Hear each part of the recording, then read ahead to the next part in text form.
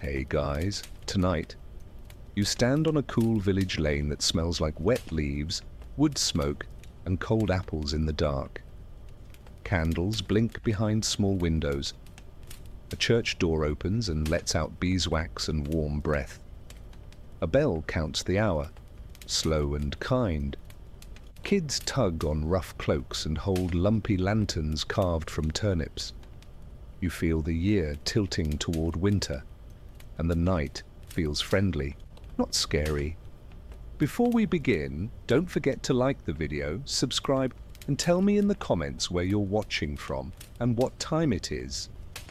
You step inside the church and hear a low hymn, steady like a hand on your back. On the wall, a simple notice says, All Saints, November 1st. Tomorrow night, All Souls. People bake small soul cakes for anyone who knocks and prays for the dead. The evening before a feast is called the Eve, so Hallowe'en, the holy evening, sits right here between door and night. Old harvest habits slip into this space. Lanterns, costumes, and friendly begging for food. The church keeps the calendar. The village brings the games. You'll feel these rooms and streets, and you'll see how church dates, quiet vigils, and door-to-door charities slowly turned into Halloween. Lanterns on porches, costumes on kids, treats in bags. By the end, the title will make perfect sense. How the church accidentally created Halloween, not by design, but by giving the dark a gentle place to stand. Lantern light leaks onto wet cobbles. You smell wood smoke, damp wool, and bruised apples hiding in baskets by the door. The church bell rolls through the mist like a slow animal. In medieval towns, evenings after harvest pulled everyone inside, and the parish rhythm shaped the night. That mattered because early darkness feels bigger than you unless something kind measures it.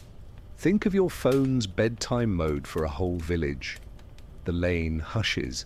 Your shoulders drop. You follow the warm windows. Inside a cottage, rushlights hiss softly, and hearth heat strokes your shins while your back stays cool. A calendar board hangs by the door. All Saints, Nov 1. All Souls, Nov 2. The church fixed those days to steady late autumn. That gave people a safe frame for remembering and sharing. Frames help messy feelings sit still. It's like putting soup in a bowl instead of your hands. You breathe in onions and nutmeg and feel the room agree with itself. Bread cracks along its brown back. A pot murmurs stew. Steam smells like patience. Families saved nicer bits for the nights around All Saints, then handed out small soul cakes at the door to anyone who prayed for the dead. That practice turned kitchens into little bridges between past and present. Bridges are comforting when fields sleep early. Imagine trick or treat, but with warm spice and a whispered blessing.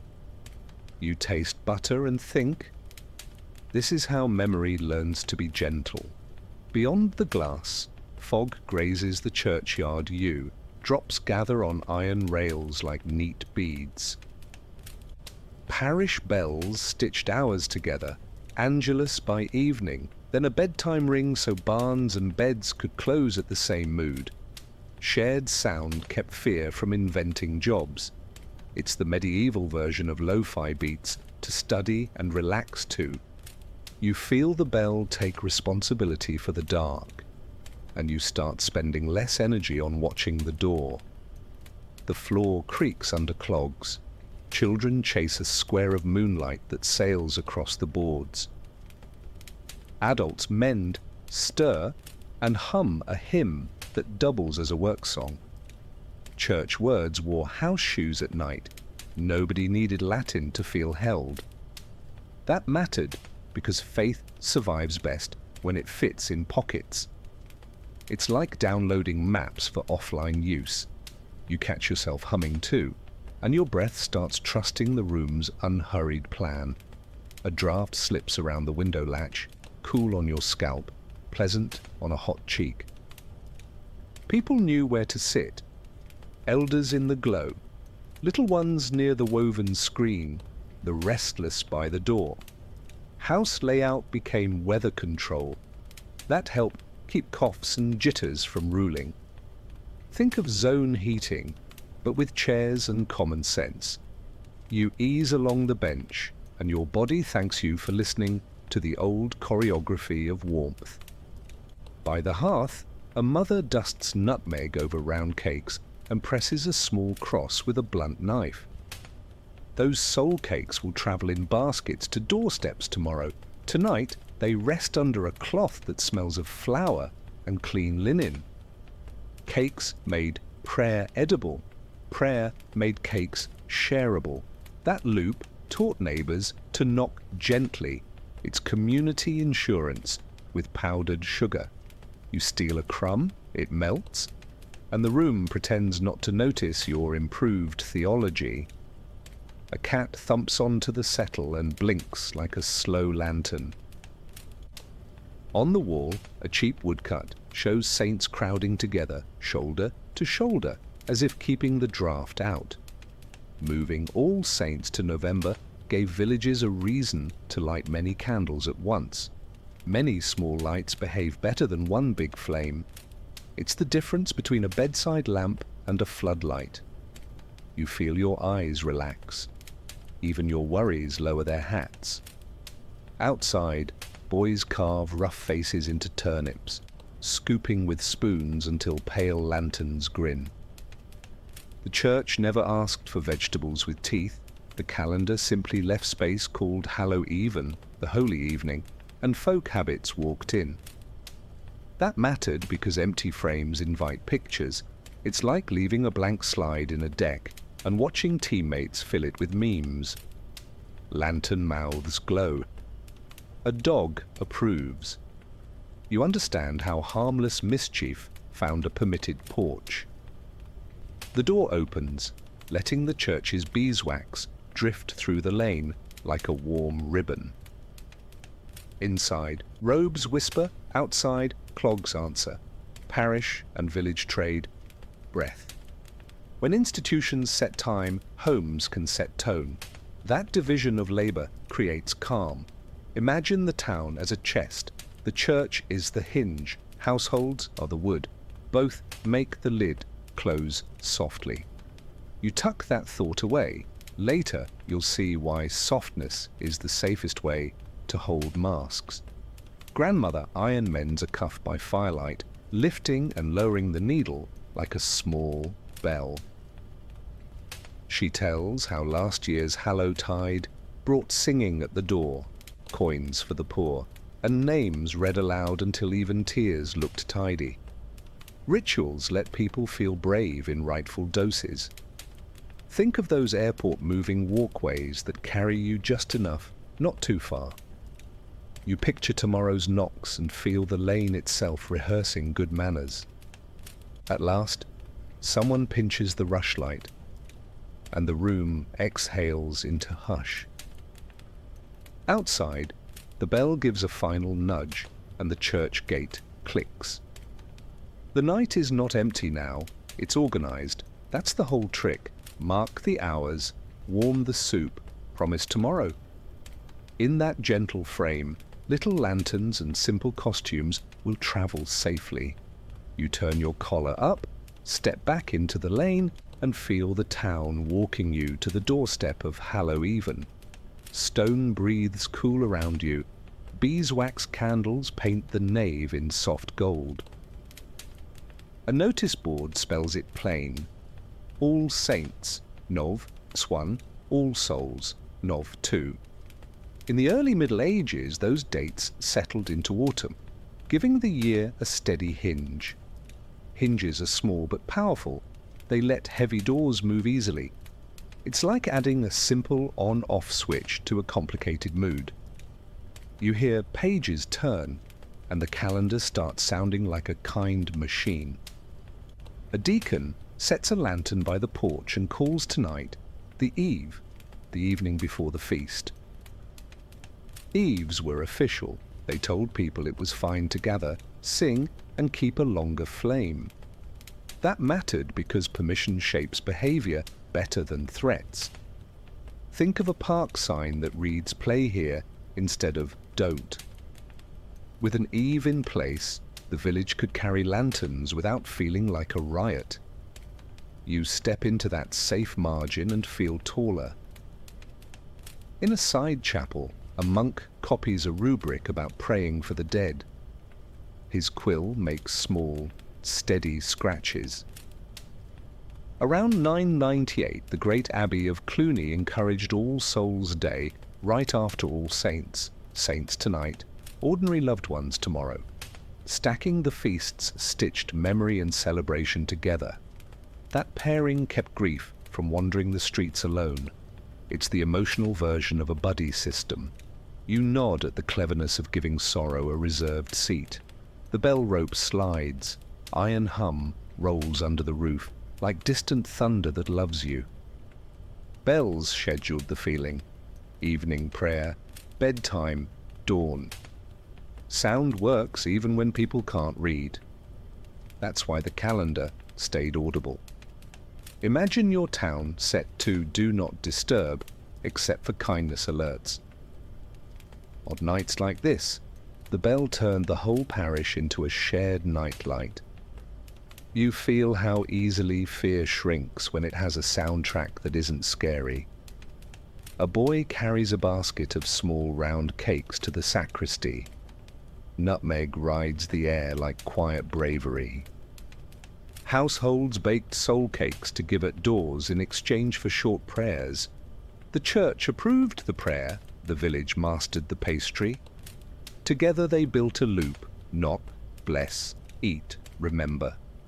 Loops like that turn strangers into neighbors. It's trick or treat's well-behaved ancestor with better spices. You imagine a pocket full of crumbs and blessings and call that a perfect currency.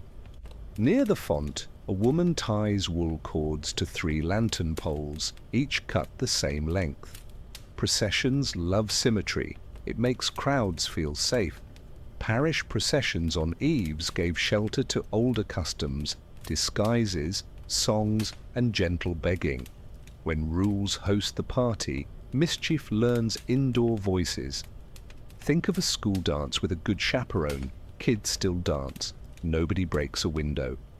You smile at how supervision can be kindness when the night is large.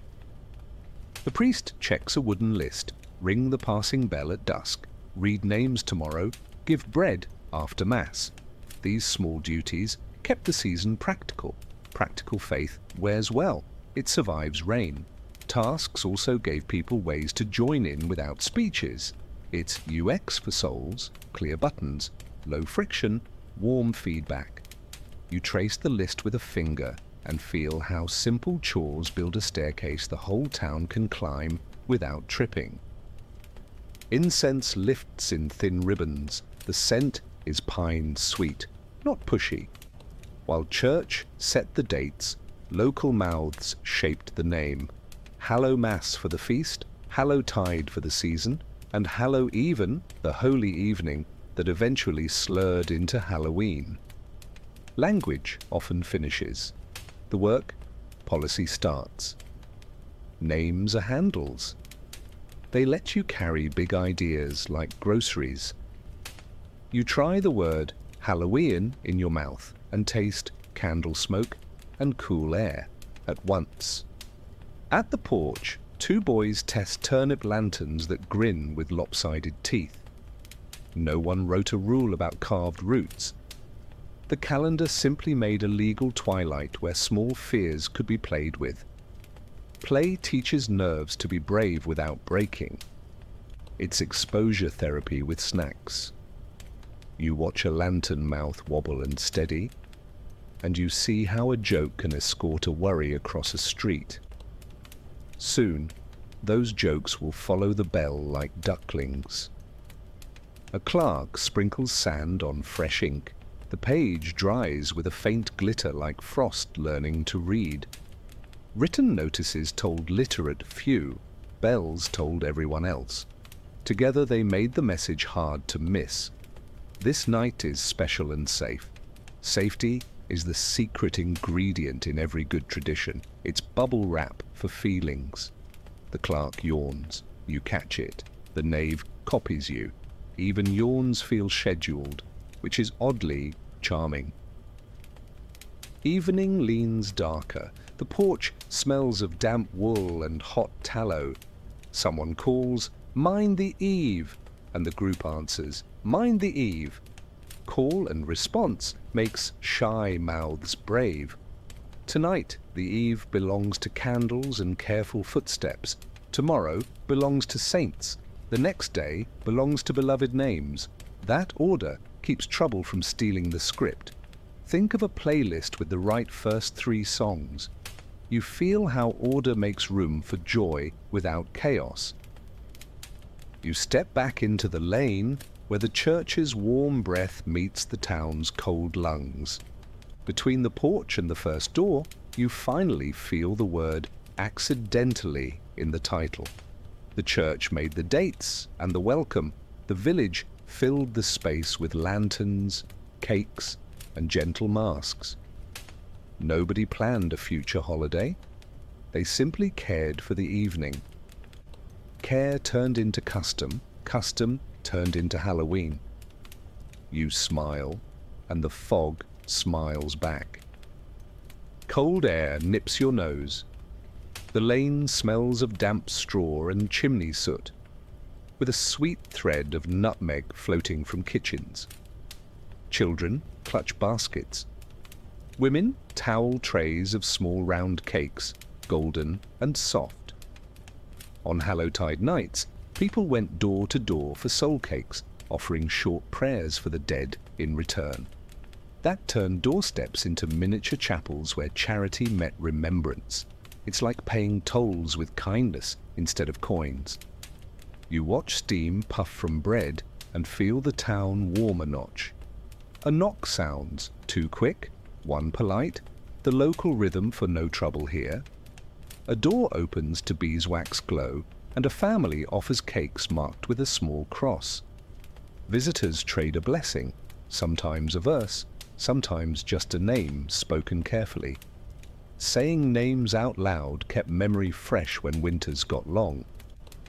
It works like labeling jars before the pantry gets dark. You repeat a stranger's grandmother's name and notice how your own breath becomes steadier for it. You smell butter and a little smoke on your fingers. Crumbs stick warm against your palm. Recipes varied, spice in one parish, dried fruit in another. But the rule held, take a cake, speak a prayer, pass the mercy on. Food made theology easy to carry across mud. It's the commuter cup of devotion. A small boy forgets the words and says, "For all of them," which is close enough. The mother nods because good practice beats perfect lines. On the next step, a household sets a small pitcher of ale and a bowl of apples beside the cakes, a sip for a cold throat, a fruit for tomorrow's pocket, and another name read softly from a folded paper. This slow circulation of comfort mattered in places without much money to spare. It turned neighbors into a safety net woven from pantry shelves. Think of a neighborhood group chat, but edible. You choose an apple, its skin squeaking under your thumb. Lanterns sway, showing soot on lintels and chalk marks fresh from the morning, blessings scrawled to guard the year. The church approved prayers, families decorated prayers with habits they trusted, marks, sprigs of rosemary, a glass of water for thirsty souls. Blending official and homely made the night believable. It's the difference between a printed invitation and a hand-delivered one with jam on the envelope. You smile at the jam. It's proof someone cared enough to spill a little. Down the lane, a widow hands out smaller cakes, but longer stories, tying dates to faces so the names feel housed. She mentions a harvest storm and a quick wedding, before the frost and laughs into her sleeve. Stories kept grief warm, which kept it kind. Cold grief breaks, warm grief bends. That bend saved friendships through thin winters. Imagine flexible tent poles instead of brittle ones. You take a cake and a story and realize both fit the same pocket. At one door, singers try a simple verse. A soul cake, stepping lightly in time. Tunes traveled faster than carts. A melody could cross a county by Advent. The church set the bell. The people set the chorus. Music ties the feet to the errand, so shyness doesn't cancel the knock. Think of humming in a waiting room to keep courage from wandering. You hum, and the rhythm tucks itself behind your ribs, easy as breath. A dog barks once, then remembers the season and wags permission. Even animals learn calendars when treats appear. A father trades a cake for a name, his brother's, and asks for a prayer at the next door. Passing needs forward kept the night from clumping around one house. It was circulation, like blood. Stuck blood frightens doctors.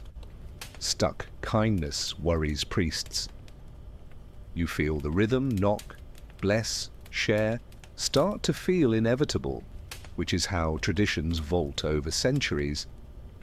Smoke thickens where someone burned the bottom of a tray. Laughter rises because the flavor is extra saintly tonight. Humor, salt coat solemnity, so it slides down better. The church's dates made space. The village's jokes kept courage from getting stiff. Balance is the kindest doctrine. Think of stretching dough, too much pull and it tears, a little easing and it springs. You bite the dark edge and admit burned sugar tastes like November anyway. A wind change brings the churchyard smell. Wet stone, resin, you.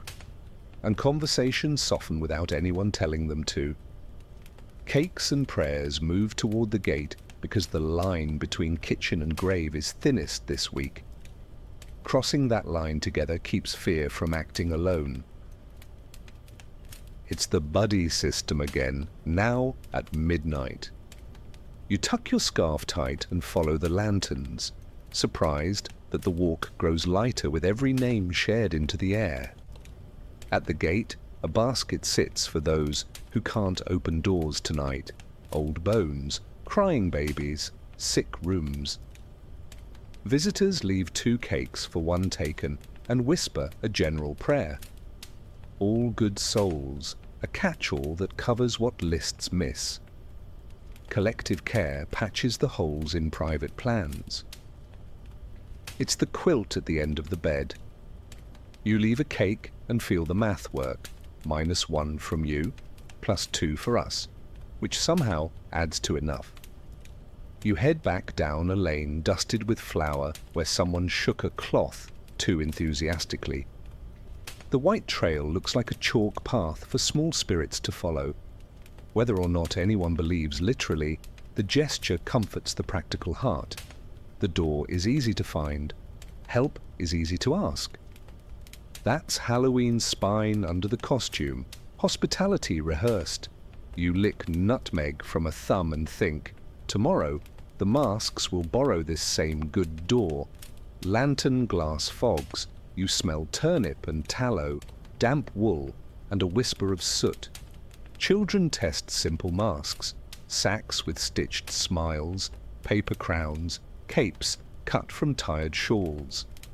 In parts of Britain and Ireland, guising, going house to house in disguise, met the church's Hallow-even and found a warm porch. Costumes let shy mouths ask bold things, a cake, a coin, a joke. It's like customer support in sunglasses, both sides relax. You tie a string and feel braver than you should. A mother pins a sprig to a cap, so the saints recognize you, she says, half tease, half blessing. blending holy and homely turned make-believe into manners. The church's calendar gave cover. Parents gave house rules. Kids gave energy. That triangle kept trouble cheap. Think of bumper lanes at a bowling alley, laughter still loud, windows still intact. You grin under your sack mask and realize the joke is not about fright, it's about permission to be gentle and silly.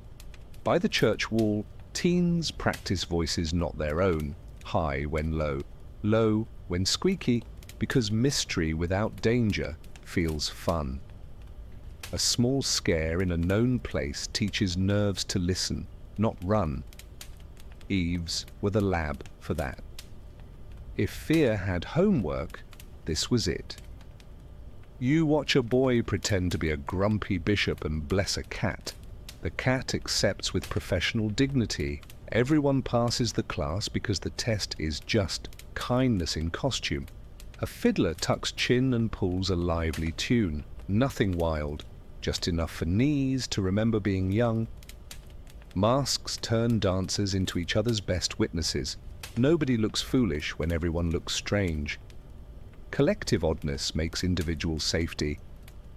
It's the secret superpower of uniforms and parades. You step twice, turn once, and your worries trip over your own fake hem and decide to sit out a song. They'll be fine, they packed snacks. A man chalks a simple face on his lantern, teeth like fence pickets, eyes like coins. Vegetables with grins walked beside psalms without complaint because the church blessed the evening, not the drawings. Blessing the container and trusting the contents is strong leadership. It lets life breathe. Picture a manager who sets hours and never micromanages lunches. Outcomes improve. You light your lantern. The mouth looks ridiculous and comforting at once, like a bedtime story that admits it's pretending. At one door, house rules require a riddle for a cake. Riddles train wit without cruelty. Shared laughter keeps masks from getting mean.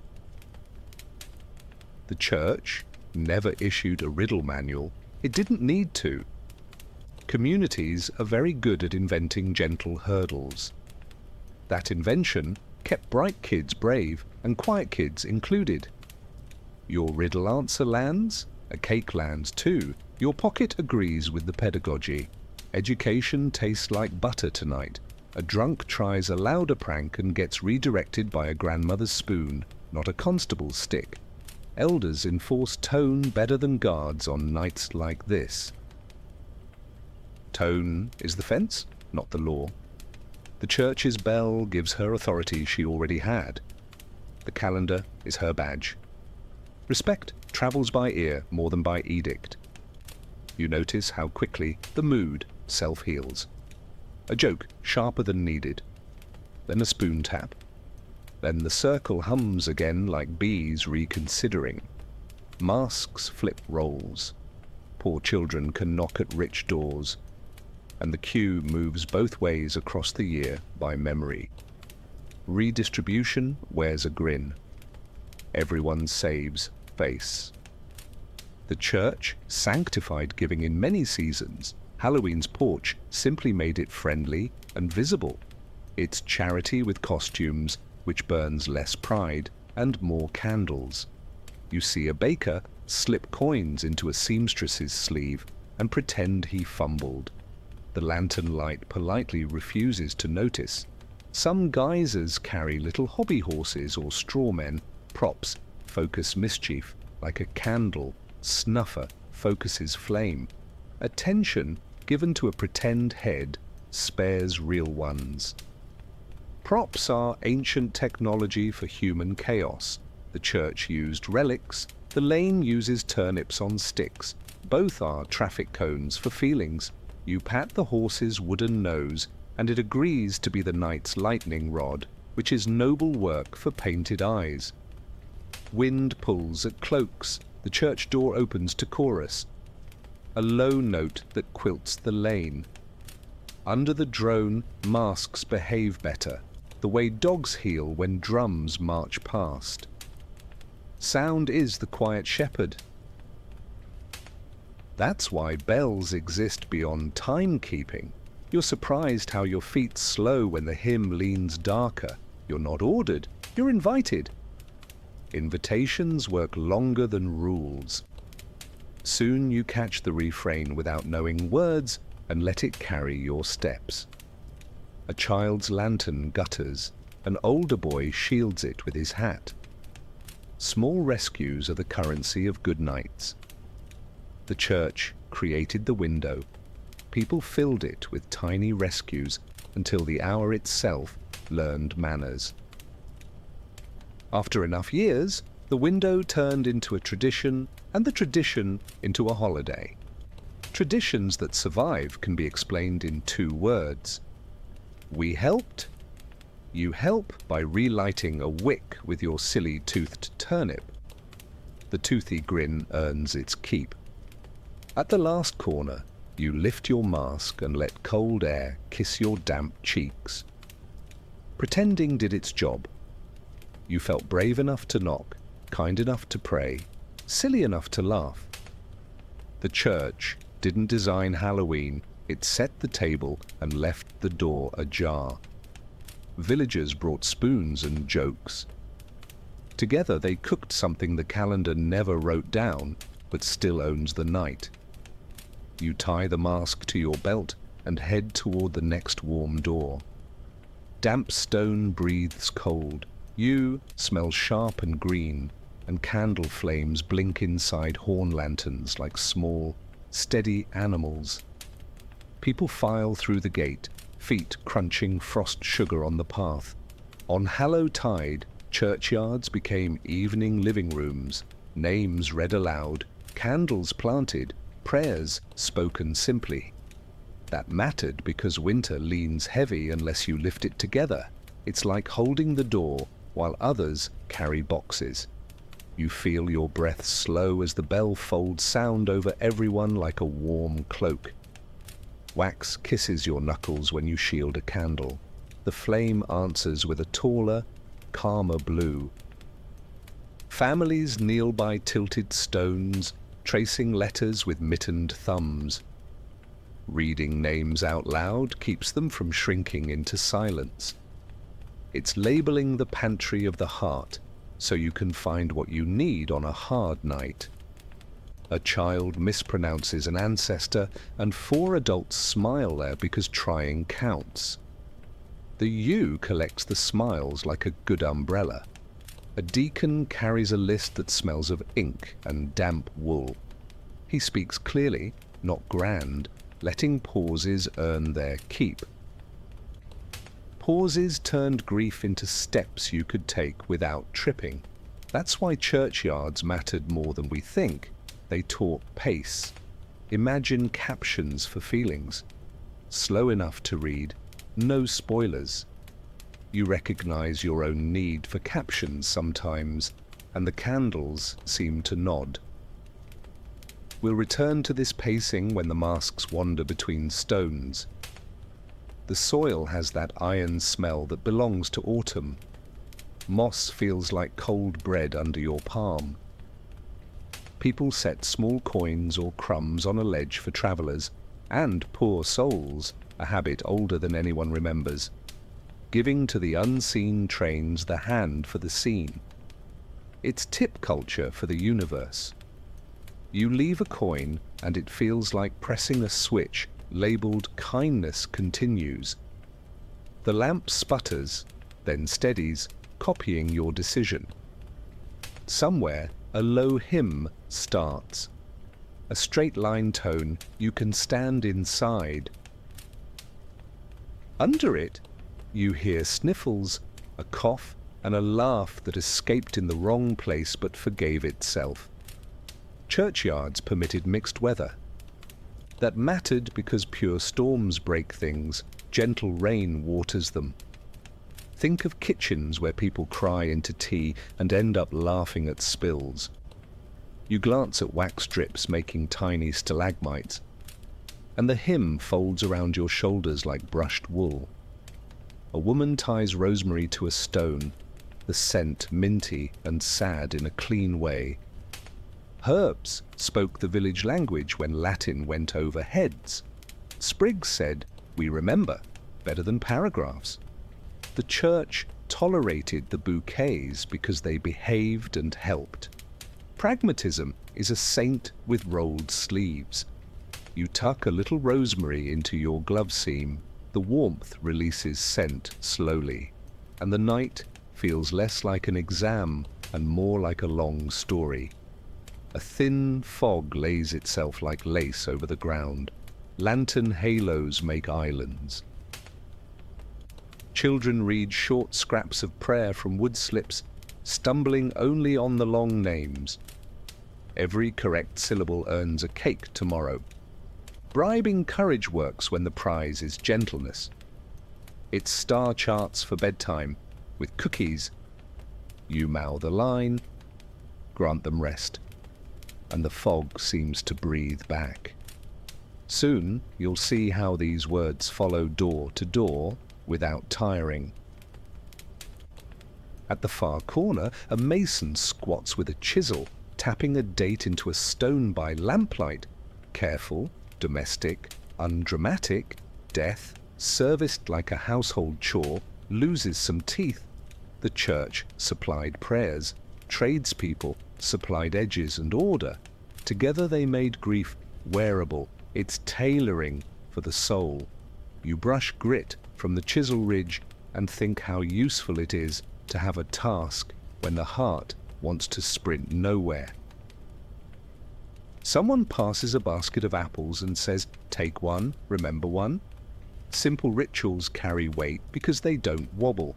Apple in pocket equals name in pocket. Math the body understands. You bite later, and sweetness arrives like a good interruption. Interruptions have a ministry in hard months. The bell agrees with one soft note. We'll return to apples when games begin, because play and prayer kept sharing the same table. By the gate, a pail of water sits with a dipped sprig. People touch brow, chest, shoulders, or just wet a fingertip, because beginnings and endings like a splash. Water edits the moment into something legible. You've used the same tool after bad news. Wash a cup, rinse your face, feel the world choose order again. The pail reflects 3 candles and one curious star. The star pretends not to notice its own fame. Wind sneaks under your cloak and tries the back of your neck. You lift your collar and the chill behaves. Boundaries also live in cloth. Villagers knew to dress belief in wool and leather so it wouldn't crack. The church dressed it in psalms and bells. Both outfits touch, and the night says thank you by keeping mischief small. You feel safe enough to let your shoulders finally drop their late October habits. Leaving, you glance back. Candles look like sleepy villages inside a larger village, each flame a front door where someone still waits up. That picture is why the season holds. The church shaped the frame. The people filled it with patient lights, and fear accepted a seat in the corner. You push the gate softly. The hinge sighs like a cat settling. The street receives you warmer than before, as if candles taught it some manners. Kitchen air tastes of steam and pepper. The hearth throws a red glow that leaves your shins pleased and your back asking for a shawl. Late autumn wardrobes were simple. Wool on wool, linen under, cloaks lined if luck allowed. Clothes worked like portable rooms. That mattered because you carried the church's careful, calm home in sleeves. It's a travel mug for warmth. You tug your cap lower and feel wiser by 1 ear's worth.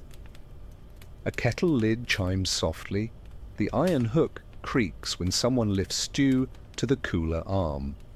People knew how to bank coals, rake ash, and set lids so heat lasted without fuss. Heat management is mood management. A room that keeps promises makes bold evenings safe. Think of thermostats that don't lie. The church set the clock, hearths kept the climate. Your breath copies the kettle's patience and stops sprinting toward nowhere. On the table, a knife with a bright, honest edge slices apples for drying. Tools mattered more than speeches: ladles, peels, trivets, pokers, griddles. They made the season doable, which let feelings sit down. Theological comfort collapses without sensible cookware. It's Maslow with nutmeg.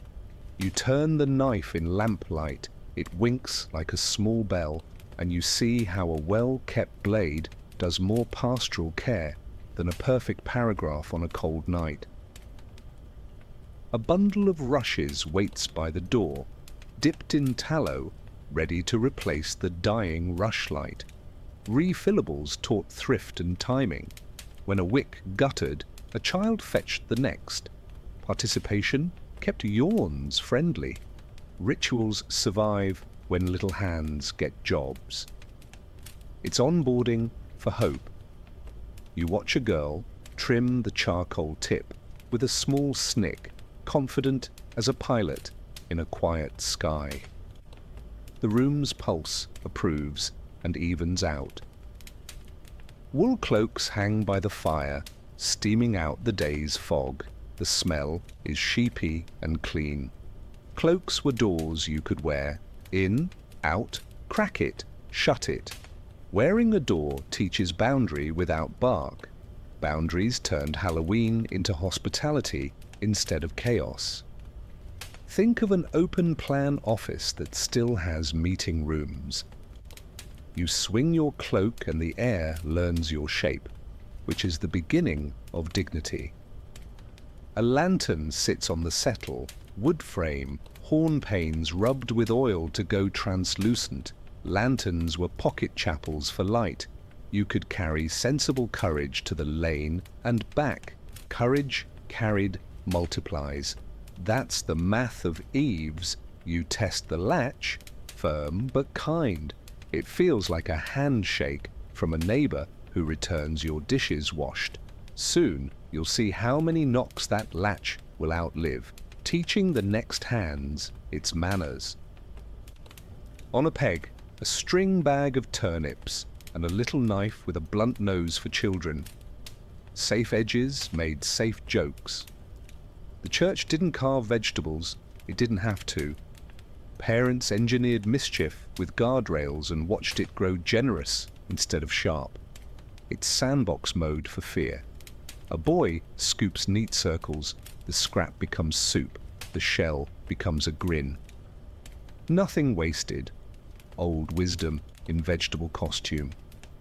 By the chimney, a trivet keeps a pot a hand higher from flame. Soup thinks slower there and tastes wiser. Tools like trivets turned hours into recipes. Calendars need cookware the way maps need shoes. Without both, you get nice ideas and cold feet. You lift the lid, steam brings time and patience. The house eats from the same pot as the holy days, which is why the holy days survive the rent. A small bell hangs by the lintel, not grand, just a note you can ring when you carry bread out or bring a sick neighbor in. Bells knit separate tasks into one story. The big tower bell speaks for the town, the doorway bell speaks for the hands. Two voices, one choir. You brush it on purpose and the sound says, "We're beginning," which is half of comfort's job. The other half is, we're not alone. Shoes dry near the hearth, wood patterns, leather soles, a smear of mud that will become tomorrow's road. Footwear decides how far kindness can travel tonight. The church drew circles on the calendar. Shoes drew circles on the ground. Soft steps kept old people sleeping and babies less cross. It's etiquette for floors. You pull your patterns on and rehearse a quiet knock with your toes. The boards understand your accent. A broom leans within reach. Straw tied tight, handles smooth, where hands have thought their thoughts for years.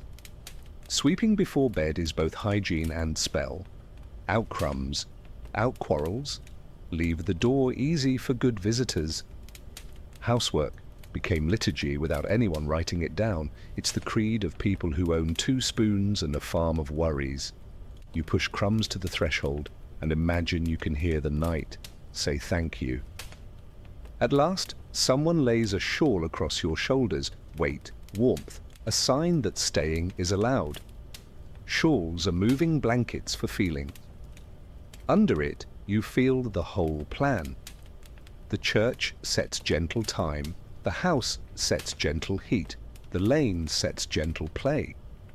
3 circles overlap until fear has nowhere loud to stand. You tie the ends, taste time in the air, and step toward the door that leads, kindly, to Hallow Even. Fog sits low like wool on the fields. Your lantern glass fogs and clears with your breath, leaving ovals of light on wet hedges. A bell gives a single note, and the lane loosens into murmurs and shoes. Across medieval Europe, Hallow Even, the holy evening, sat before All Saints, with All Souls close behind. That sequence pulled people outside safely. A calendar is a leash for nerves. You step into the leash's circle and feel night accept supervision without losing its charm. Turnip lanterns grin from small hands. The air tastes of tallow and damp earth, with nutmeg floating from doors like warm rumors. Families moved in clusters, sharing cake and prayer at each threshold. Soul cakes were payment for remembrance, not performance. It mattered because grief needed errands, not lectures. You've seen how busy hands soften hard feelings. A child forgets the words and whispers, all of them, which earns 2 cakes and a pat. Efficiency with frosting, you think, and continue. At the square, a fiddler tunes and then decides the tune is optional. People know the steps anyway. Guising house-to-house disguises fit neatly inside the church's eve because permission makes mischief gentle. Communities learn that masks soften pride and sharpen generosity. It's the costume version of sunglasses at a shy party. You try a sack mask. The eye holes turn strangers into friendly shapes, and suddenly asking for cakes feels like contributing to civic order. You grin, privately, which is polite, in a sack. A woman offers you cider that smells like apples and patience. The cup's heat teaches fingers to loosen. Parish notices allowed late candles, so porches became little theatres. Local verses surface, scraps about saints, harvest, and doors that owe you a cake. Songs travel faster than wagons. Doctrine travels best when it catches the ride. It matters because shared lyrics can carry shy feet. You hum along, surprised to learn you already know 3/4 of a 4th line. Smoke from a brazier threads the square, resin bright and wood sweet, keeping bugs and worries at tolerable distance. The church didn't specify braziers, it specified the eve. People filled the blank with practical fire. Calendars create scaffolding. Villages hang lanterns and kettles from it. The result looks like planning, which is the joke. You warm a palm, and the brazier behaves like a friendly clerk who stamps feelings. Approved, approved, try again tomorrow. You pass the stamp along with a cake. Near the churchyard wall, a list of names waits, corners curled. You trace a thumb down the column, pronouncing syllables the way you might taste spices. Parish reading tomorrow will say them properly, but tonight people practice in the lane. Practice matters. Tongues earn muscle memory for tenderness. It's rehearsal for weather. You say an unfamiliar name correctly on the second try and feel the lane nod, like a bench approving your posture. We'll return for the official reading soon. A boy in a paper crown announces himself as Saint Martin after rehearsal and bows with theatrical caution. Saints in play clothes keep virtue from feeling imported. The calendar's halo sits lightly on village heads, adjustable by string. This mattered because people accept help best when it arrives in familiar shoes. You give him a cake for boldness and a second for accuracy. He pockets both with a solemnity that suits a saint whose robe is secretly a curtain. Two lads try knocking patterns, 3 soft, 1 pause, to prove they're locals. Door rhythms worked like passwords. Familiarity is a safety device older than lock. The church gave a common time. Neighborhoods built common beats. Beats make crowds predictable in the good way. You copy the rhythm and feel the door open with more trust than hinges alone can sell. Someone hands you an apple because you knocked like a person who won't steal chickens later. The air sharpens. Frost freckles your lantern pane. A grandmother ties cord on a child's cloak, whispering, "Mind the road, mind the bell." That pairing, road and bell, captures the whole accidental invention. Roads are folk custom, bells are church custom. Together they create a lane where fear is chaperoned. It matters because unsupervised dread invents hobbies. Chaperoned dread becomes jokes and biscuits. You grin at your own thought and tuck it next to the apple like saved homework. At a doorstep, a widow trades a story for 2 prayers. Son at sea, husband in stone, both remembered by first name and hat size. Stories attach prayer to someone's coat.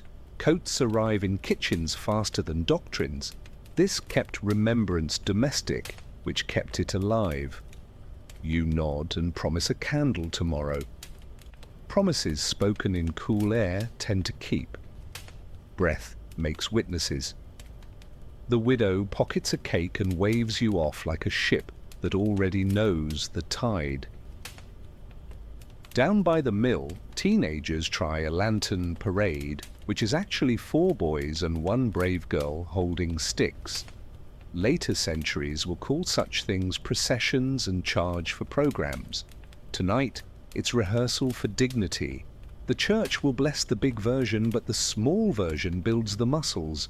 You fall into step at the edge, because edges are where courage decides. The mill's shadow looks less toothy when somebody hums on purpose.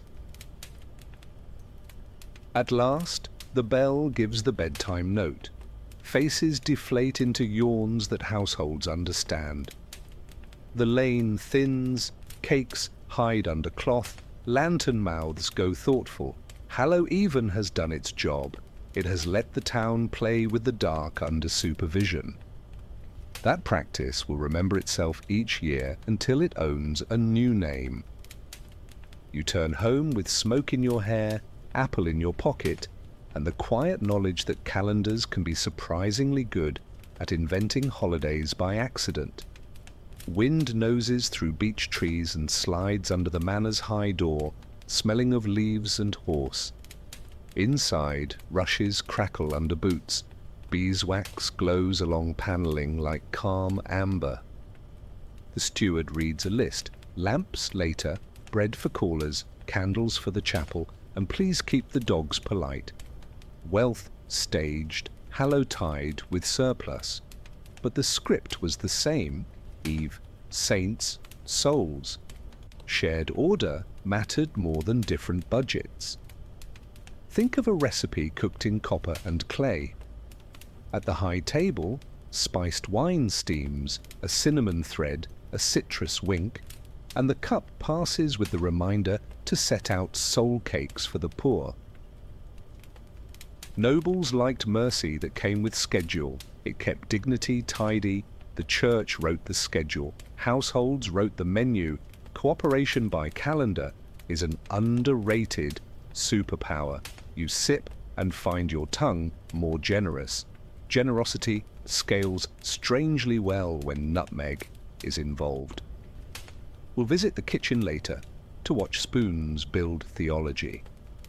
Down the hill, a cottage door lifts on its leather strap. The room smells of peat and onion. A baked sheet of small cakes cools beside a borrowed bell. Borrowing bells to ring at doors helped the poor imitate the hall's confidence. Imitation created social muscle memory. Everybody knew when gentleness was expected. This wasn't propaganda, it was training wheels for kindness. You test the bell, tiny, honest, and feel the hall's plan fit in the cottage like a smaller coat. Back at the manor, a bard tunes a harp. Notes sound like winter light through good glass. He'll sing saints later, but for now he tries a harvest ballad because the Lord's aunt is sentimental. Program changes happen everywhere. The trick is keeping the order steady. Eve today, saints tomorrow, souls the next. Order is a blanket.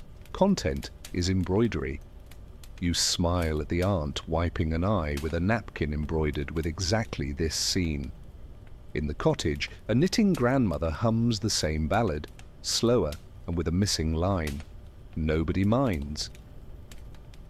Oral tradition is a repair shop disguised as a performance. The calendar keeps the frame, while households improvise the picture. Improvisation matters. It lets poor rooms keep pace with rich halls without pretending. A child asks if saints like burnt edges. They eat politely, the grandmother says, which is a theology you can spread on bread. A footman in the hall carries a tray to the porch, cakes, apples, a small jug, and sets a torch in an iron ring. He enjoys the brief power of being the one who lights permission. Torches did more than illuminate. They told the lane, "This door is playing." The church's Eve gave him an excuse to host the street. Hosting shrinks gates.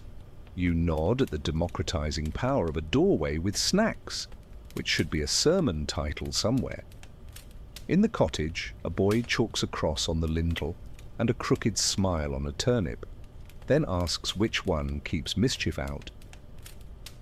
Both, his mother says, but one tastes better. Sacred and silly share shelves tonight. That sharing mattered because it prevented either from growing teeth. Dogma without laughter dries out. Jokes without reverence melt. You place the turnip next to the bread and feel the room choose balance like a habit that wears well. The manor's priest steps into the tiny chapel. Incense lifts like polished wood turned into cloud. He rehearses the list of the dead for tomorrow, pacing the syllables so dignity won't trip. Practice is pastoral care. He doesn't invent Halloween, he builds the steady floor it can walk on. Floors beat fireworks over long distances. You run a thumb along a pew's smooth edge and think how many nervous hands the grain has adopted and tamed. Meanwhile, the cottage father ties twine handles on 3 lanterns and shows the knock pattern. 2 soft, 1 pause. Pattern makes courage cheap. The church hung the season where patterns could find it. Cheap courage multiplies. Soon everyone knocks like cousins. You try the rhythm and feel how quickly muscles memorize relief. Relief with a handle becomes tradition and survives winters the way rope survives weather, by being touched daily. In the hall, a young noble tries a fox mask. The steward narrows eyes until someone adds a sprig of rosemary so St. Els can tell which fox you are. Rituals smuggle rules inside jokes better than posted signs. The calendar gave the steward his authority and the cleverness to use humor like a bridle. Humor, well fitted, turns wild into workable. You watch the mask bow to the sprig, and appreciate negotiations conducted in herbs.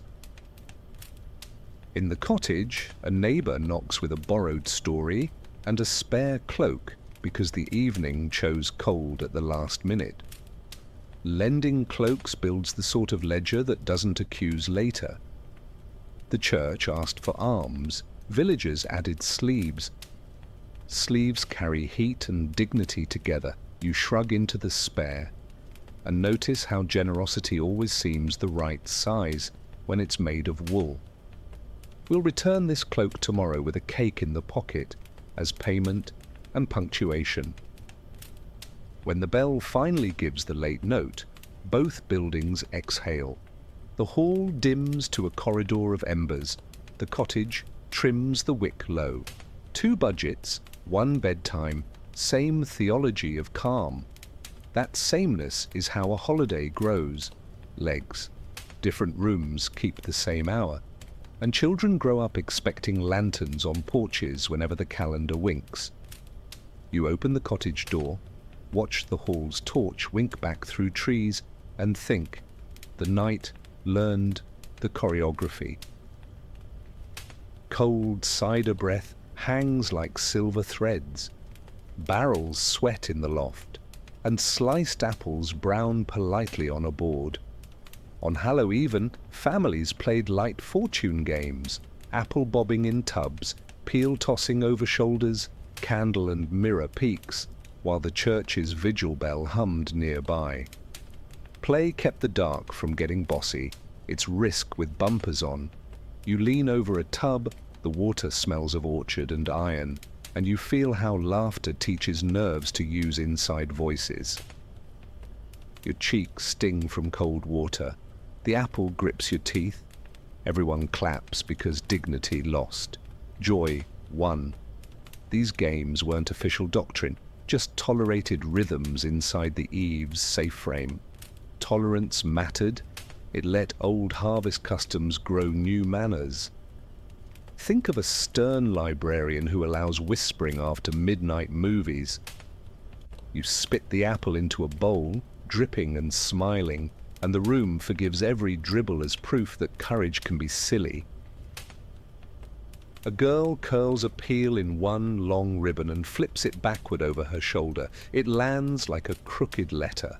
People guess the first initial of a future spouse. The church didn't sponsor initials. It sponsored kindness that kept guessing from turning cruel. Rules stayed gentle. No teasing that bruised. It's the PG version of destiny. You squint at the peel and decide it's an E or an invitation to eat the evidence. Either way, the bench laughs softly.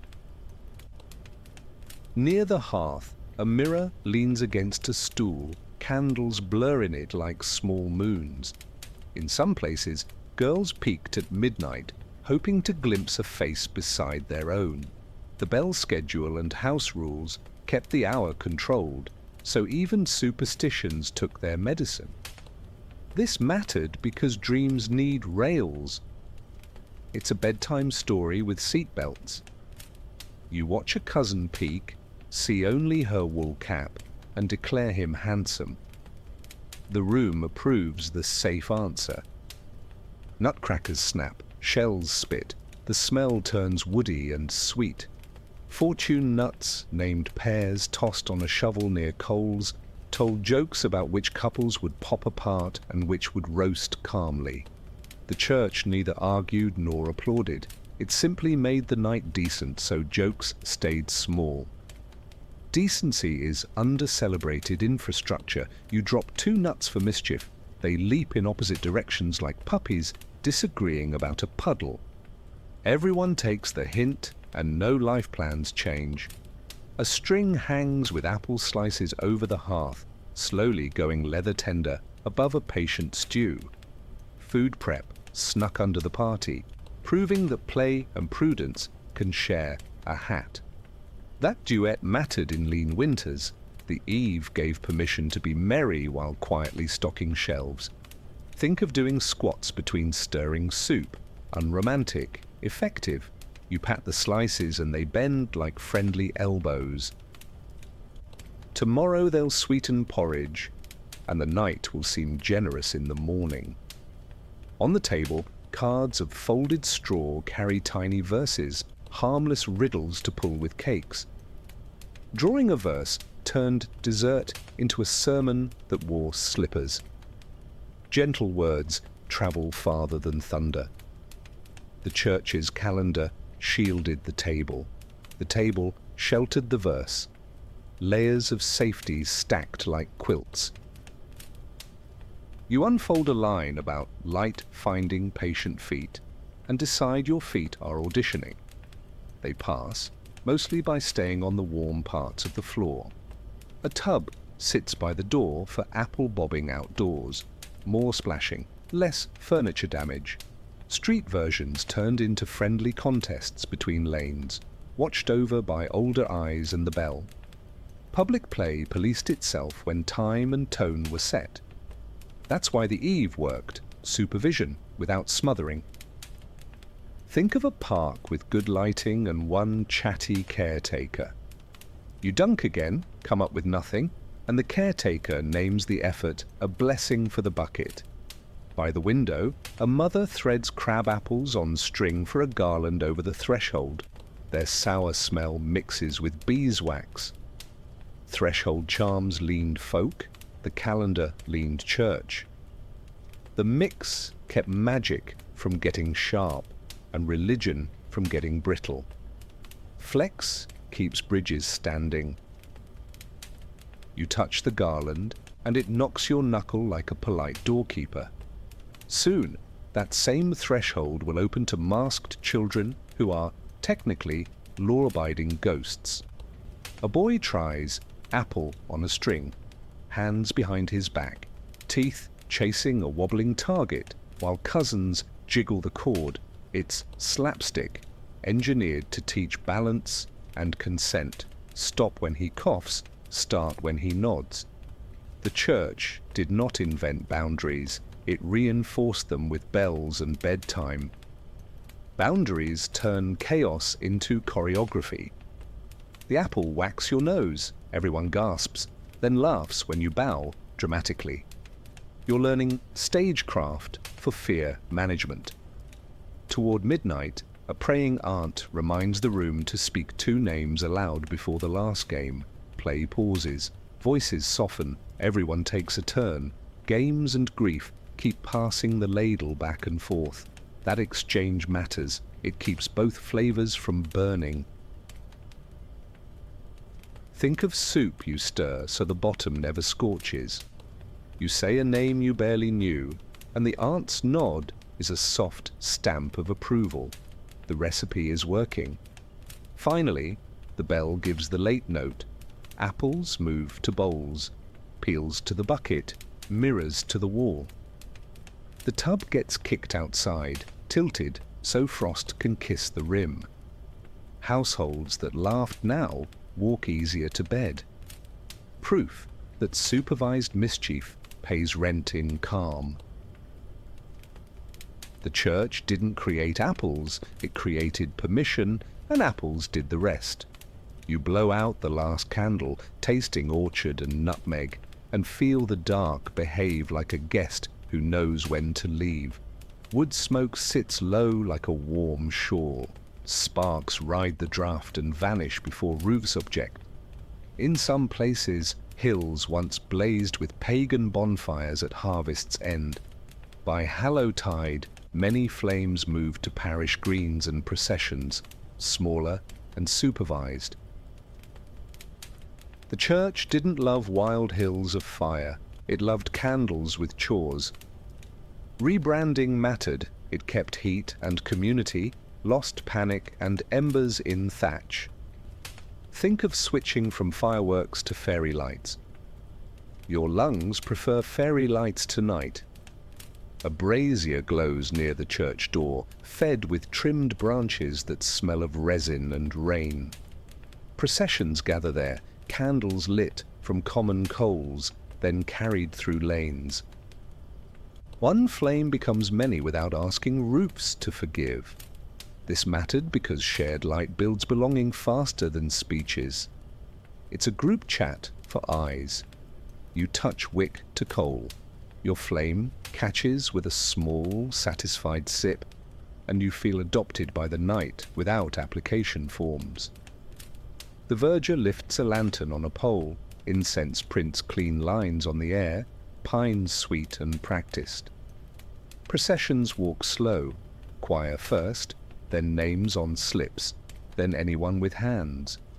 Order tames crowds the way rhythm tames nerves. The evening learns to move like a single animal that won't step on its own tail. You fall in and discover how nice it is when your feet copy someone else's calm on purpose. Children carry rosemary torches, just twigs tied and lit at the tip, smoky and fragrant.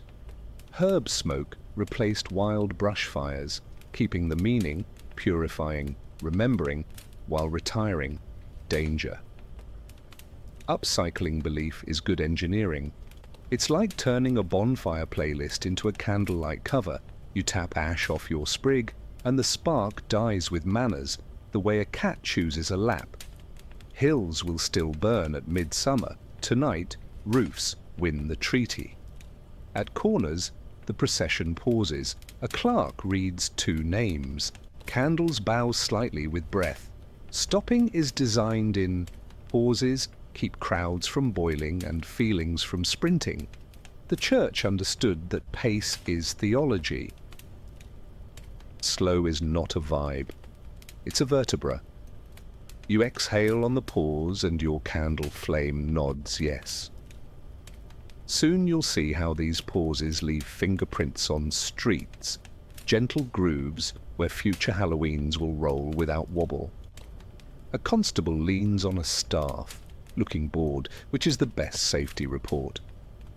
Processions turned the lane into a predictable animal, so guardians could stand down to uncle mode.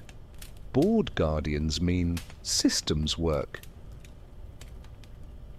The Eve's calendar spine carried that logic yearly, until even mischief learned to RSVP.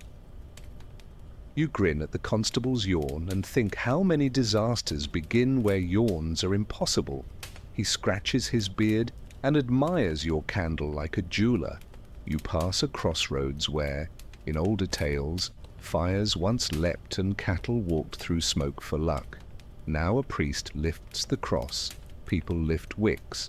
The luck becomes blessing with the same warm smell. Translation without sneer is rare. The Eve managed it by feeding bodies and naming names. It's version control for customs. You breathe the old luck and the new blessing at once and think they taste alike when nobody is shouted at. Windows bloom with candles as you pass. Households echo the street, turning private rooms into small chapels. Reflection mattered.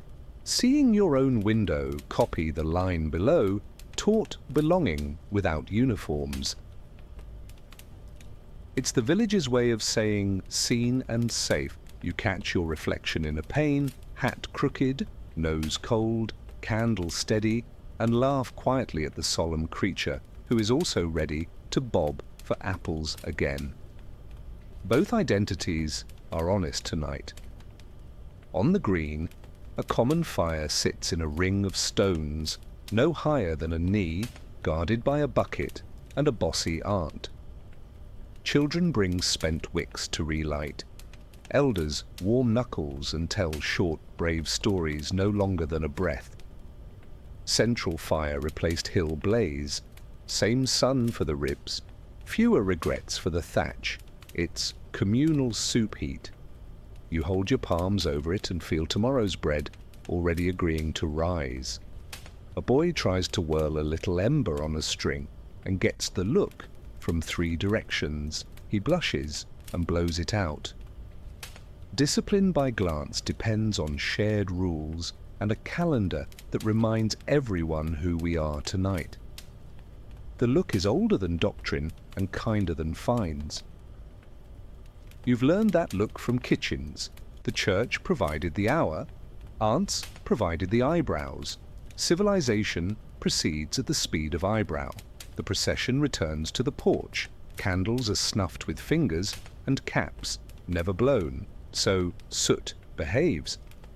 Snuffing as a skill taught care all the way down. Care at the end makes beginnings possible tomorrow. The bell gives one note, the brazier lid closes with a click that sounds like a chapter marker.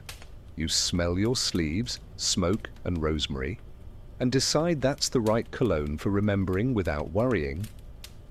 As people drift home, embers settle like sleepy stars in a safe sky. No hills glow, no roofs fret, and yet you still feel fire inside the habit of walking together. That's the quiet success. The church didn't erase older heat, it edited it into something reliable.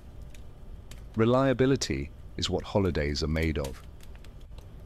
You tuck your candle stub in a pocket, warm against your apple, and head for a door that now knows exactly how to welcome you.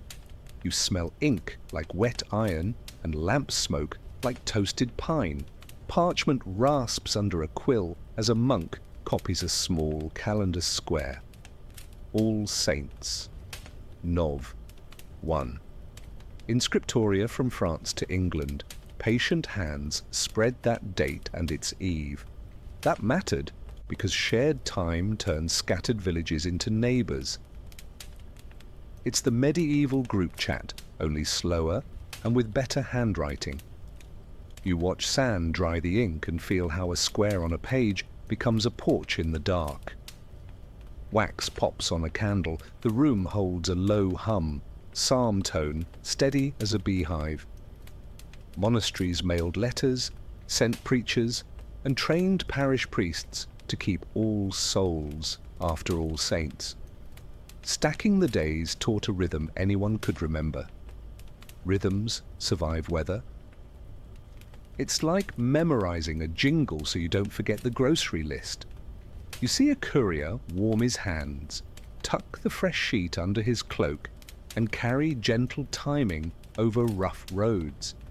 Outside, the cloister garden smells of damp mint and turned earth. A visiting priest learns the order: evening vigil, morning mass, names tomorrow. Monks taught with soup and example, no scolding, just repeated kindness. That mattered because ideas last longer when they arrive with lunch. It's onboarding with ladles. You hear a bell mark the chapter meeting and realize bells are the world's simplest calendar invites, accepted automatically, no email needed. We'll follow the bell to town soon. A lay brother hauls a sack of oats. His rope belt squeaks against wool in the cold. Hospitality made monasteries small travel hubs.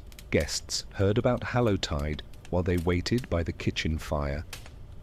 Network effects, but with stew. The eve spread because it tasted good and felt safe. It's basically word of mouth in a world that trusts mouths. You watch the cook salt the pot and think, season the soup, season the year, same motion, different spoon. The library smells like wood, leather, and old rain. A preacher practices a short homily about remembering the dead and keeping play polite on the eve. Short mattered, long sermons spill. It's the difference between a bedtime story and a lecture that loses the pillow. He underlines no torches in thatch lanes and cakes for the poor. You smile at the balance, 2 warnings, 1 pastry, and see how the gentle sandwich helps the rules go down with butter. A novice grins while folding letters. Wax seals look like red berries on winter twigs. Those letters carried small scripts. Ring here, pause here, bless here, share here. Scripted kindness gives shy towns something to copy. Copying is how tradition grows on purpose without feeling bossed. Think of dance steps on paper feet taped to the floor. You feel your own steps learning even before you leave the room. Practice, then porch, good order. Rain drums softly on leaded glass. The refectory smells of onions and warm bread. News arrives from a far parish, soul cakes exchanged for prayers, lanterns safe, one burned tray, laughter for giving it. Monks record the story and pass it along. Stories became the product demo for the season. Demos beat doctrines when the night is long.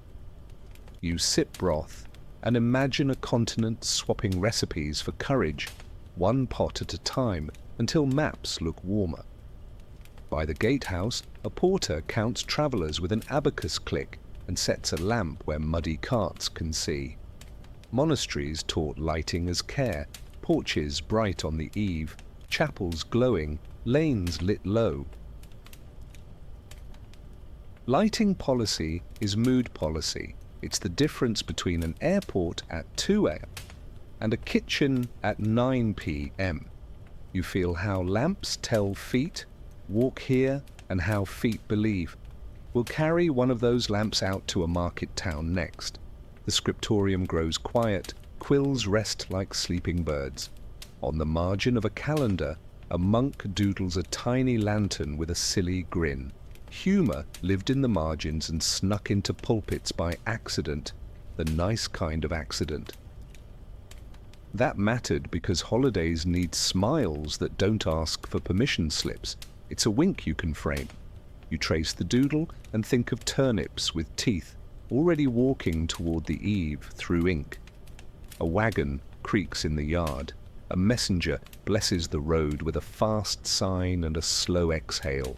Roads knit abbeys to villages, and dates knit road ends to kitchens. This knit kept the eve from fraying into trouble. Infrastructure is theology with boots on. You watch the wheels bite mud and understand why shared calendars feel like bridges. No speeches required, just planks in the right place. Next stop, another town learning the same night by lantern. In the guest hall, a shepherd from far hills warms hands over a brazier and repeats the plan back to the monk. Eve tonight, saints tomorrow, souls the next, like a song you can carry. Repetition builds trust. Trust makes rooms larger without moving their walls. It's expandable seating for feelings. You listen to his echo and know the night will sound the same 2 valleys over, where his flock knows only wind and the bell. As you leave, the porter presses a tiny woodcut into your palm. A lantern, a loaf, a bell, 3 icons, 1 message, light, share, time. Pocket theology to travel with. That's how the eve spread. Small, carryable, edible, audible.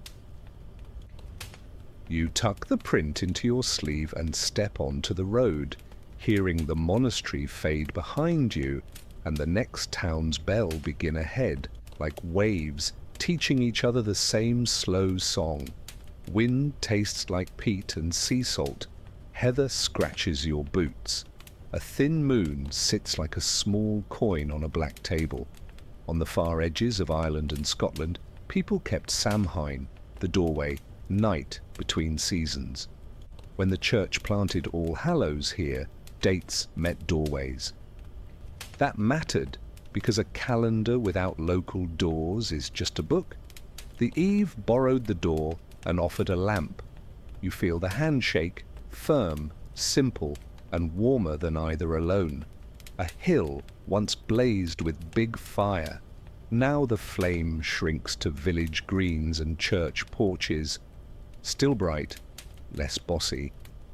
Church hours taught big bonfires to use indoor voices. It wasn't conquest, it was courtesy training.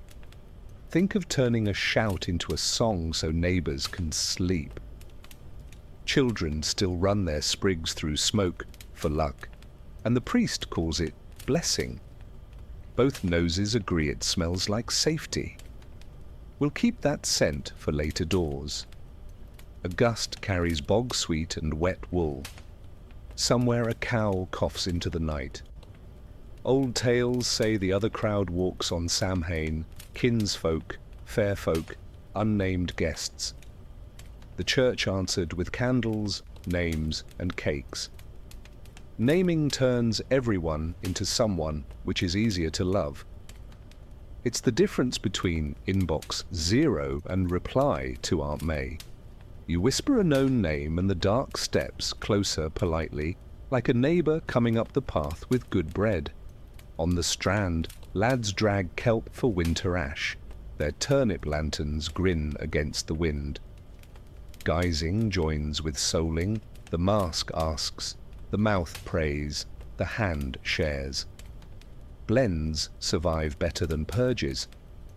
It's a braided rope, one strand can fray, two still hold.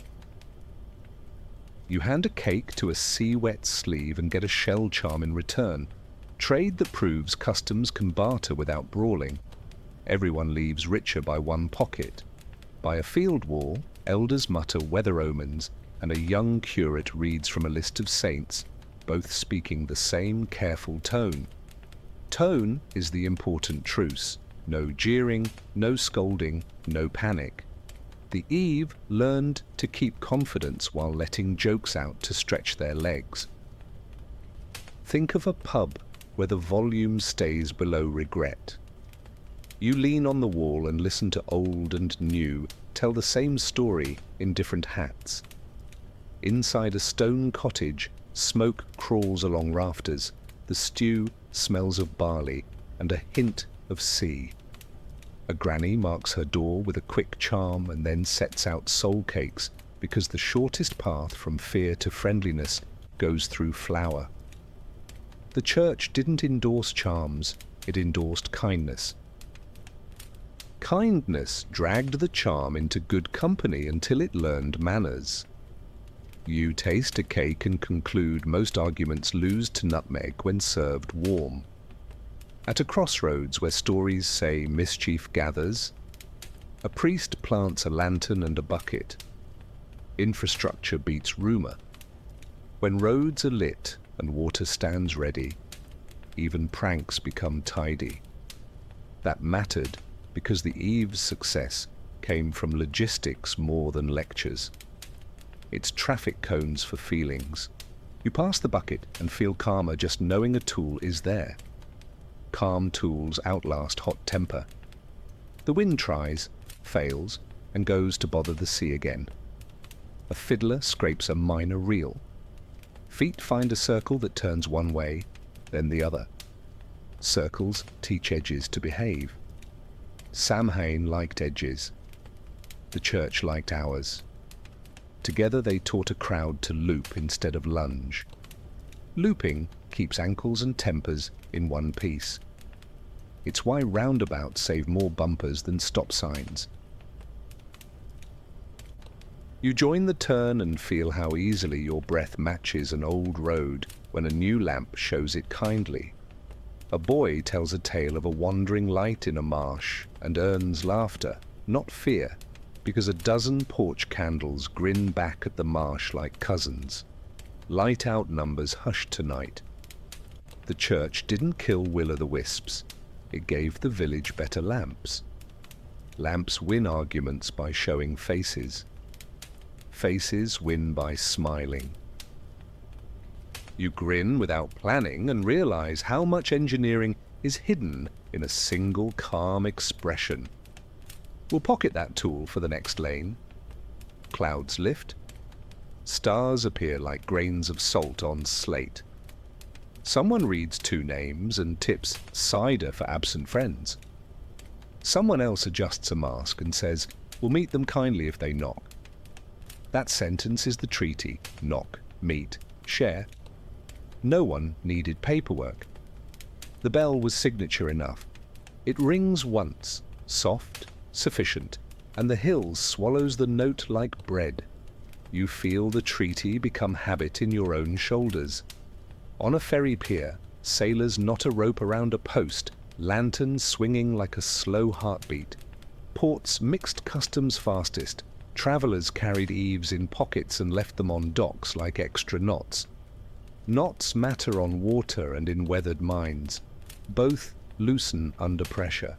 The church's knot was the calendar. The folk knot was the mast. Together they held.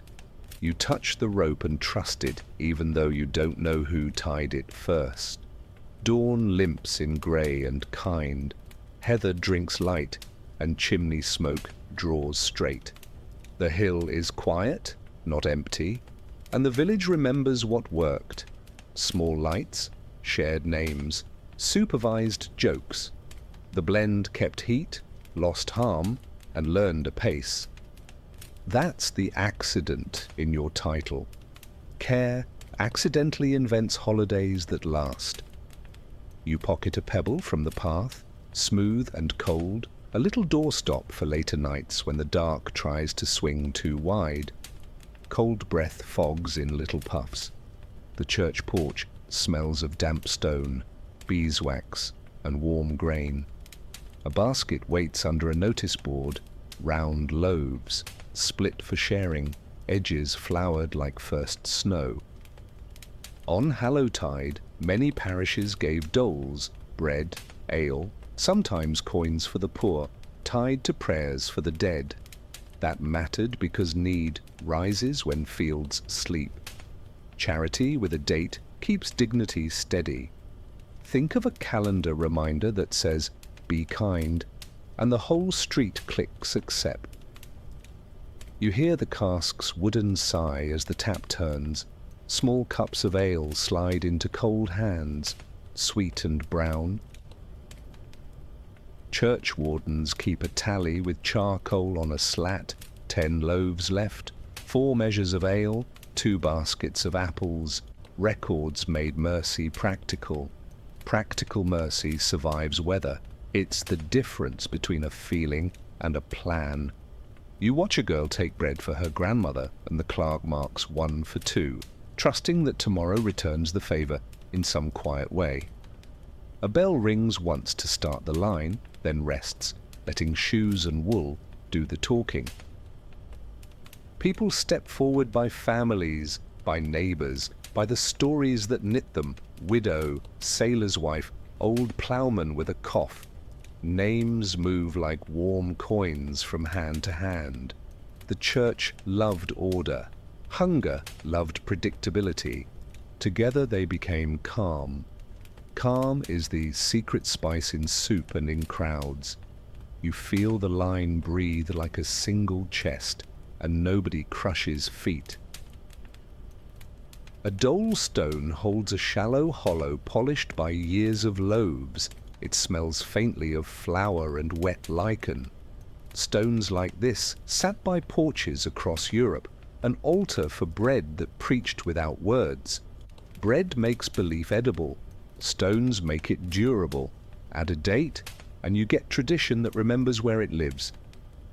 It's like pinning a recipe to the wall and letting great-grandchildren find it on a cold night. Your palm warms the hollow. The stone keeps its cool. Door knockers gleam from polishing, hands, lions, fish, all watching as short prayers swap for round cakes. Souling fit naturally beside the dole because both turned knocking into kindness with receipts. The church gave the porch, the village gave feet. Together they built a safe circuit. Safe circuits reroute trouble. Think of a city that makes a bike lane and accidentally invents evening smiles. You take a cake, whisper a name, and feel the hinge between gift and gratitude swing smoothly. A clerk with a wax tablet notes which lanes received extra bread for the bedridden and which boys should carry it. Logistics kept compassion from getting lost in fog. Fog does not argue with lists. It mattered because need is quiet and embarrassment quieter. Schedules do not blush. You watch 2 boys balance baskets like they're delivering letters from a warm future. They are, in a way. Their breath looks like small, eager ghosts who finished school early. The porch smells briefly of tallow when a lantern is snuffed to save oil. Another lights without fuss. Light management was part of charity. The church taught households how to stretch flame through winter. Good light makes good lines, scuffles hide in shadows. It's user interface again, legible faces, readable feet. A woman adjusts the lantern so it smiles on the cue and not into eyes. Polite photons, you think, and the line untangles by itself, admiring the etiquette. A boy with a sack mask tries a growl and receives half a slice and a raised eyebrow. Mischief that stays small earns cake. Mischief that bites earns the eyebrow. Eyebrows are ancient law. The calendar gave elders the right to use them, which is more efficient than fines. He growls again, softer, then helps carry a basket. There, costume upgraded to uniform. You breathe easier. Nights like this train theatre into service and let both keep their hats. Down the steps, a neighbour holds out a token, a pewter disc stamped with a cross and a date, given earlier for work at harvest. Some parishes swap tokens for bread on holy eves, a quiet payroll for months without wages. Tokens kept favours from becoming debts that bite. It's store credit for dignity. He exchanges the disc. The warden nods. A loaf changes hands with no speeches. You feel the roominess of simple systems, the kind that fit in a pocket. At the edge of the porch, a basket marked for the shut-in collects extra cakes for a lane where coughs live. People drop what they can, half an apple, a slice, a folded note with 3 names.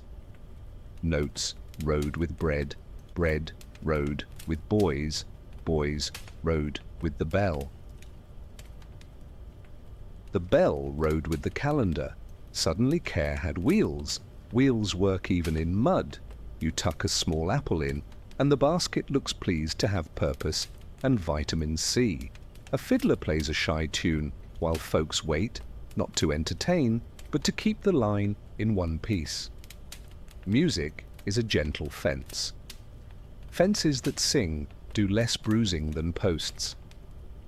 The church didn't require fiddles, it required peace.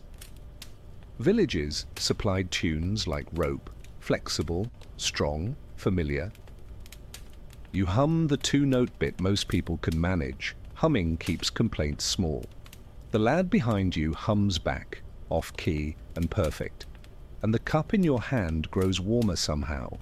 When the last loaf leaves the hollow and the last name leaves the list, the warden tips the ledger shut, and the bell gives one proud note. The porch exhales. Dole night turns the word treat into something older and truer. Food that joins duty to joy. Halloween inherits the door. This porch teaches it manners. You step away with a cake in pocket, a name in mind, and the sense that schedules can be kindness in calendar clothing. The lane agrees softly. Air tastes of vinegar and smoke. A strip of black cloth hangs on the nave rail, smelling faintly of old lavender from a chest. Europe kept memories of plague the way houses keep burn marks, small, instructive, not erased. In late autumn, churches read long name lists, and folks wore dark ribbons or sprigs of rue. Memory made the season serious enough to be safe. It's the seatbelt under the blanket. You touch the ribbon and feel the room sit up straighter without stiffening. A candle gutter leaves a soot tear on a skull carved into a pew end. Memento mori, friendly, not cruel. Such carvings taught bedside wisdom. Remember death, so you remember tenderness. The church leaned into that tone, and Halloween eventually borrowed the look. Skulls smiling like librarians. Grim without panic is a useful middle. Think of a warning light that says, take a breath, not brace for impact. You run a thumb over the wood. It's surprisingly warm, like a hand that knows chores. Lanterns outside wear paper shades painted with bones, cheap and sweet. Children giggle at their bravery while elders nod at the message. Time is short, use it kindly. Art in small doses turns fear into homework. Homework is less scary than pop quizzes. Parish notices never commanded skeletons. They didn't need to. The calendar set the mood. Folk paint supplied faces. You see how a smiling skull on a lantern can do more pastoral care than a thunder sermon. A boy lifts his sack mask to sneak a sip of cider, and his friend whispers, "Ghosts must hydrate." Humour trims terror the way cooks trim fat. Enough left for flavour, none to smoke. After plague years, villages learn to keep jokes tied to kindness. Tied jokes walk beside grief like friendly dogs. The church blessed the walk, and Halloween later kept the leash. You laugh through your nose and put the cup down.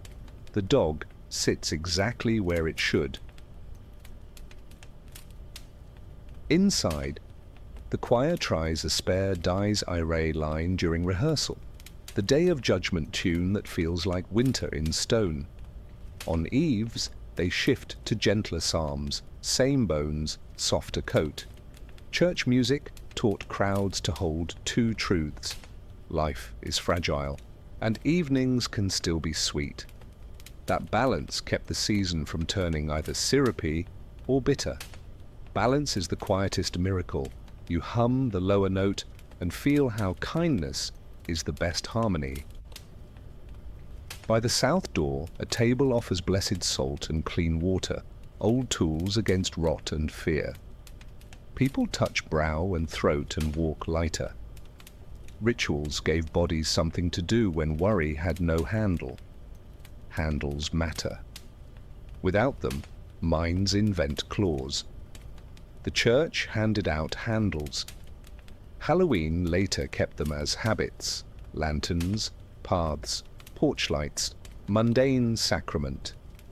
You wet a fingertip, taste the smallness of the act, and think, this is what survivable feels like. A painter's board leans in the porch, saints with calm faces, a little sank, Roch showing his plague sore and his helpful dog. Images taught careful courage. Look, acknowledge, keep walking. The dog holds a loaf, which is theology in fur.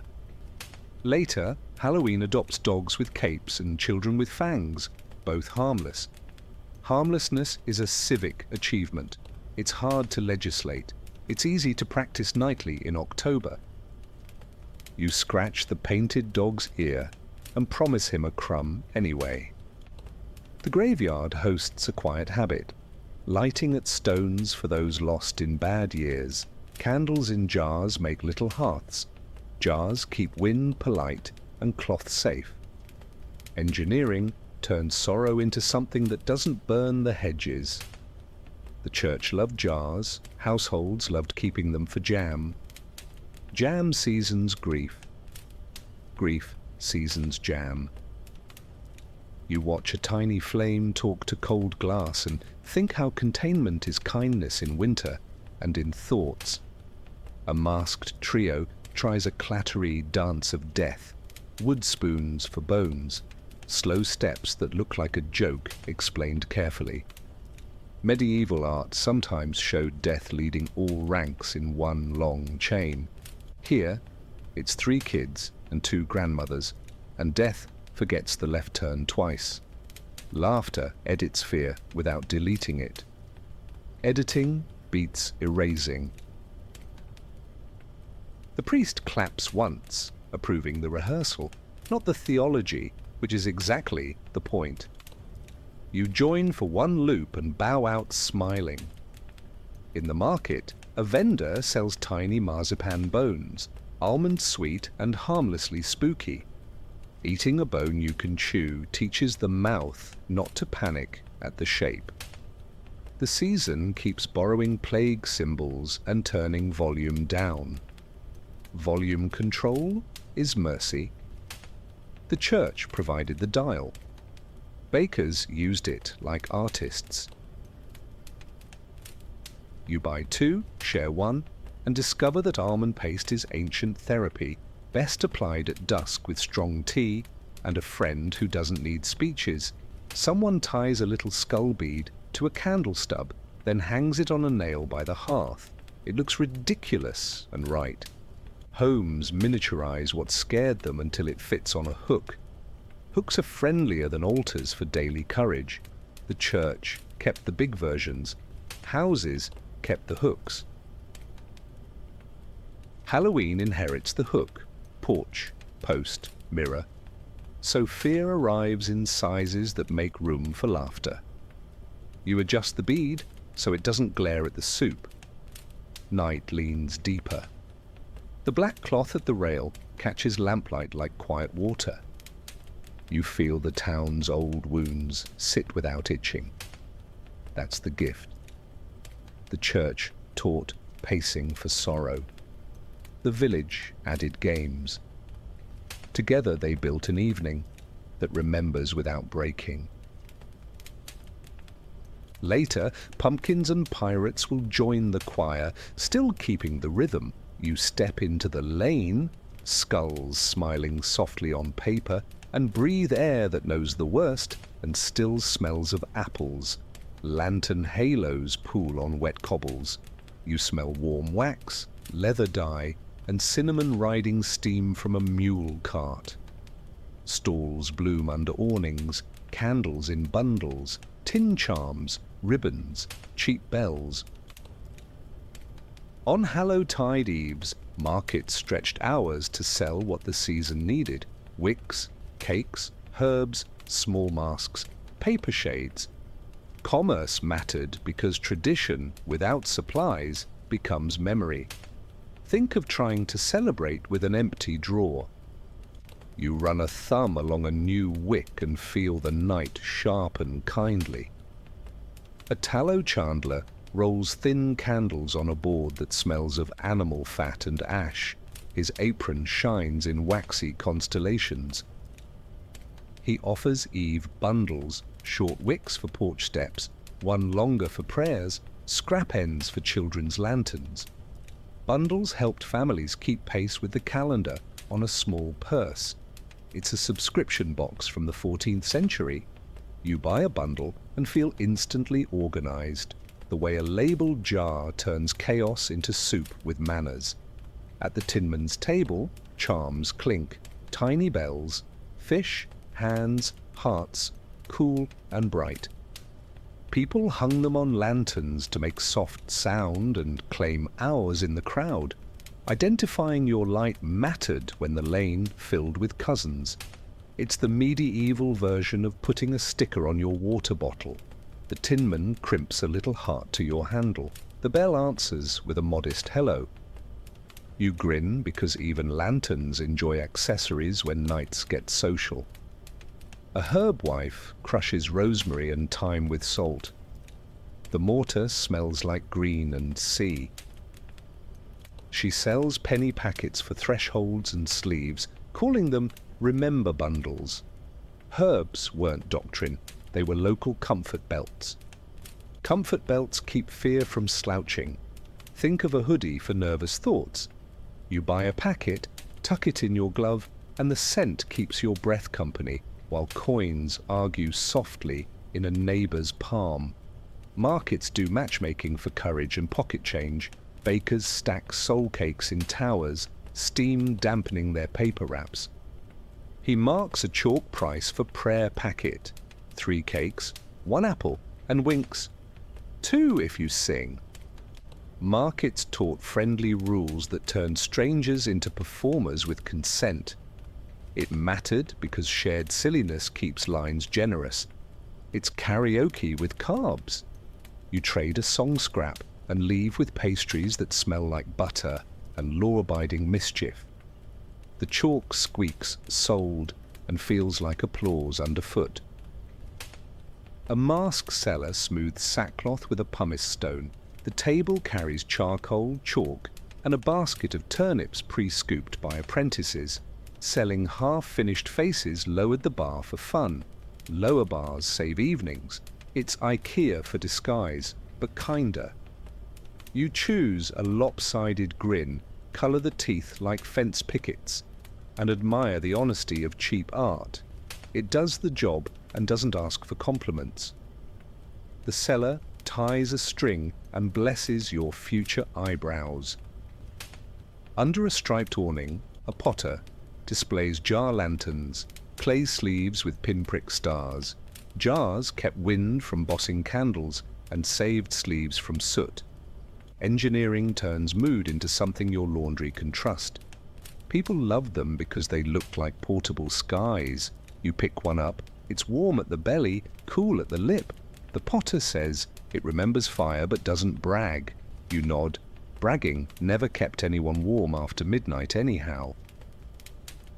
A scribe with a portable desk writes names on little slips, charging a crumb or a thank you. Not everyone could write. Markets lent letters the way neighbours lend sugar. Slips mattered because tomorrow's reading needed spines. It's ghost admin, done before bedtime. You dictate a name, his quill scratches like a polite mouse. He dusts sand, hands the slip, and your pocket suddenly feels heavier with very light paper. Paper can weigh nicely when it's loved. A cooper repairs a leaking tub for apple bobbing. The hoops squeal, then settle. Games need vessels. Markets kept vessels honest. Honest tubs prevent wet socks and bitter mothers. It's holiday insurance, paid in hammer taps. He pours a dipper of water. It holds like a promise. You imagine laughter trying to escape and finding a rim instead. Rim's a mercy. He tips his hat and throws in a dipper for luck, which is really good design. Street singers swap verses for coins. A fiddler tests a new tune and names it Door Knock. Music vendors existed only because nights like this needed soundtracks. Sound travels cheaper than bread and fills cracks where awkward lives. The church didn't sell sheet music. The lane did the job free. You catch the chorus fast, 2 notes, 1 smile, and tuck it behind your teeth for later knocks. Songs are pocket lint for courage, and you are rich in lint. A brazier man sells ladles of heat, coal in a clay pan to relight failing wicks. Portable ember service kept the procession stitched, without arguments about tinder. It's tech support with soot. He parks beside the square like a kindly comet. You feed your candle, it sips and brightens, and you tip him with a cake because economies run on gratitude as much as grain. He salutes with tongs, sparks blink like friendly bugs and mind their manners. Finally, the beadle's staff taps 3 times, stalls douse 1 lamp, then another, leaving just porch lights and moon. Markets obey the bedtime bell not because they love silence, but because tomorrow's prayer needs rested throats. The economy steps back so the calendar can step forward. That dance, sell, stop, sing, makes holidays durable. You walk away heavier with small tools, lighter in the mind, and you hear coins and courage knocking together in your pocket, getting along fine. Harbour air tastes of rope, tar, and cold iron. Gulls scribble the sky. A ship's lantern swings like a slow heart. In later centuries, people carried Hallowtide habits across the Atlantic. Lanterns, souling songs, shy masks, packed with shawls and recipes. Migration mattered because traditions travel best as small, useful acts. It's easier to ship a tune than a statue. You step onto a wooden pier and feel old Eves climb the gangplank without asking for passports. Boarding houses smell of cabbage soup and damp wool. A borrowed kettle hums on a black stove. New streets learned old knocks quickly. 2 soft, 1 pause. In American towns, Catholic and Protestant neighborhoods jostled, calendars argued, porches negotiated. Hallow Eve customs slipped into neutral spaces. Stoops, stoops, stoops. Stoops are democratic altars. You try the knock. The door opens to a grin that doesn't need your accent to understand cake for prayer or joke for apple. Trade still speaks fluent kindness. Market stalls shine under gaslight. You taste coal smoke on the air. A farmer tips out pumpkins, thick-skinned, easy to carve, sweet to eat. Turnips sulked in new soil. Pumpkins loved it. Tools follow crops. Faces grew wider. Candles sat safer. Soup got better. The holiday didn't change its soul. It changed its vegetables. Its software ported to a friendlier platform. You feel a round, warm weight in your hands and think, this fruit was born to grin. City streets echo with shoe taps. Newspapers rustle like dry leaves. Children from many countries weave one parade: Irish lamplight, German apples, English guising, Italian bakery boxes that smell like almonds. The church still read names inside. Outside, porches spoke a shared dialect of sugar and jokes. This blend mattered because holidays survive by hospitality, not purity.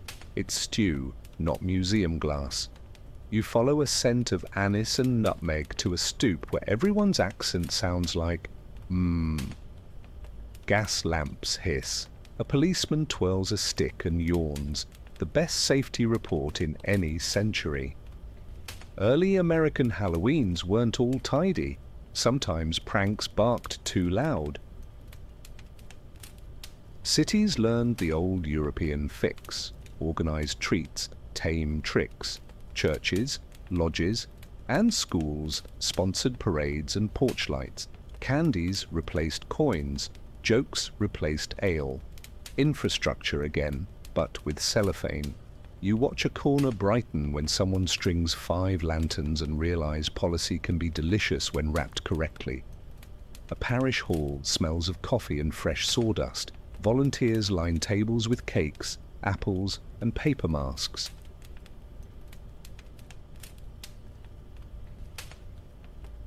All welcome, the sign says, which is theology with frosting. Names of the dead still appear on a board for the next morning's service. The hinge stayed: Eve, saints, souls. That hinge kept the door swinging politely between sacred and street. Think of a well-oiled piano lid, music above, storage below, both in tune. You pour coffee and borrow a grin. On a tenement stair, a grandmother whispers old rhymes, half-remembered souling verses that slide into English and back. Memory keeps the beat even when words forget their jackets. Children answer with trick or treat, short and bright, the American shorthand for the same bargain. Shorthand keeps new blocks moving. You try the phrase. It feels like a pocket-sized contract, stamped by the same bell that once lived far away. Bells survive removals better than furniture. A pumpkin grins wider than any turnip. Newspapers print tiny skulls. Shop windows paint cats that look suspiciously well fed. The accident changes clothes, not bones. Church calendars still anchor a weekend. Neighbors still measure kindness in mouthfuls. You see porch lights acting like beacons, a secular rosary along a street.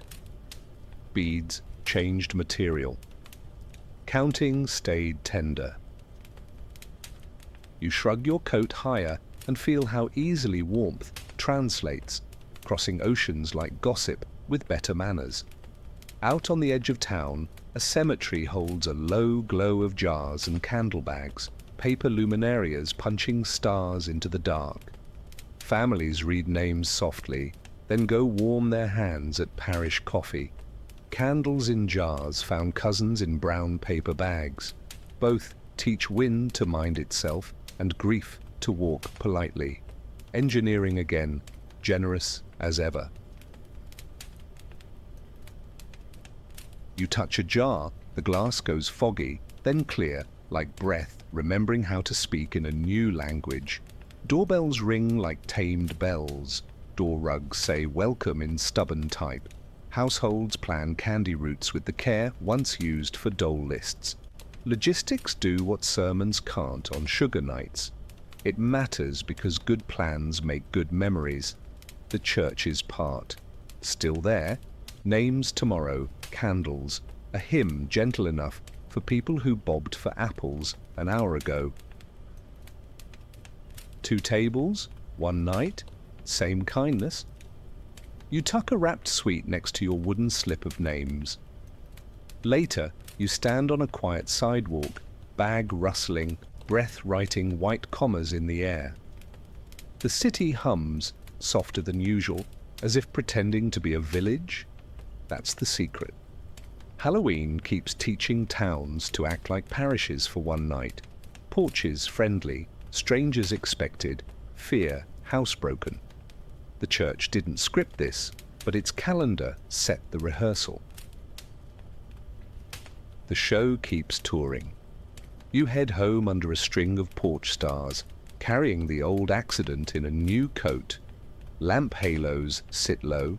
You smell warm bread hiding in cloth and old wood that remembers rain. A bell far off lifts one note, then gives it back to the valley. Eves before All Saints taught villages to hold the night gently, not squeeze it. That mattered because harsh hands make fear louder. It's like petting a cat backwards. Nobody wins. You let the tone fade in your ribs and feel your shoulders learn the bell's pace without arguing. Floorboards keep their soft complaints. Rushes whisper under heel. The window's horn panes glow like tame moons. Calendars turn this hour into a porch between days, an eve you could stand on without slipping. Porches save ankles and feelings. It's the architecture of kindness. You smile at the glass fogging, your breath writing little ghosts, then clearing. Even air practices comings and goings. You decide to practice too, and the room seems pleased with your effort. Steam from a cup kisses your upper lip, barley sweet with a shy thread of nutmeg.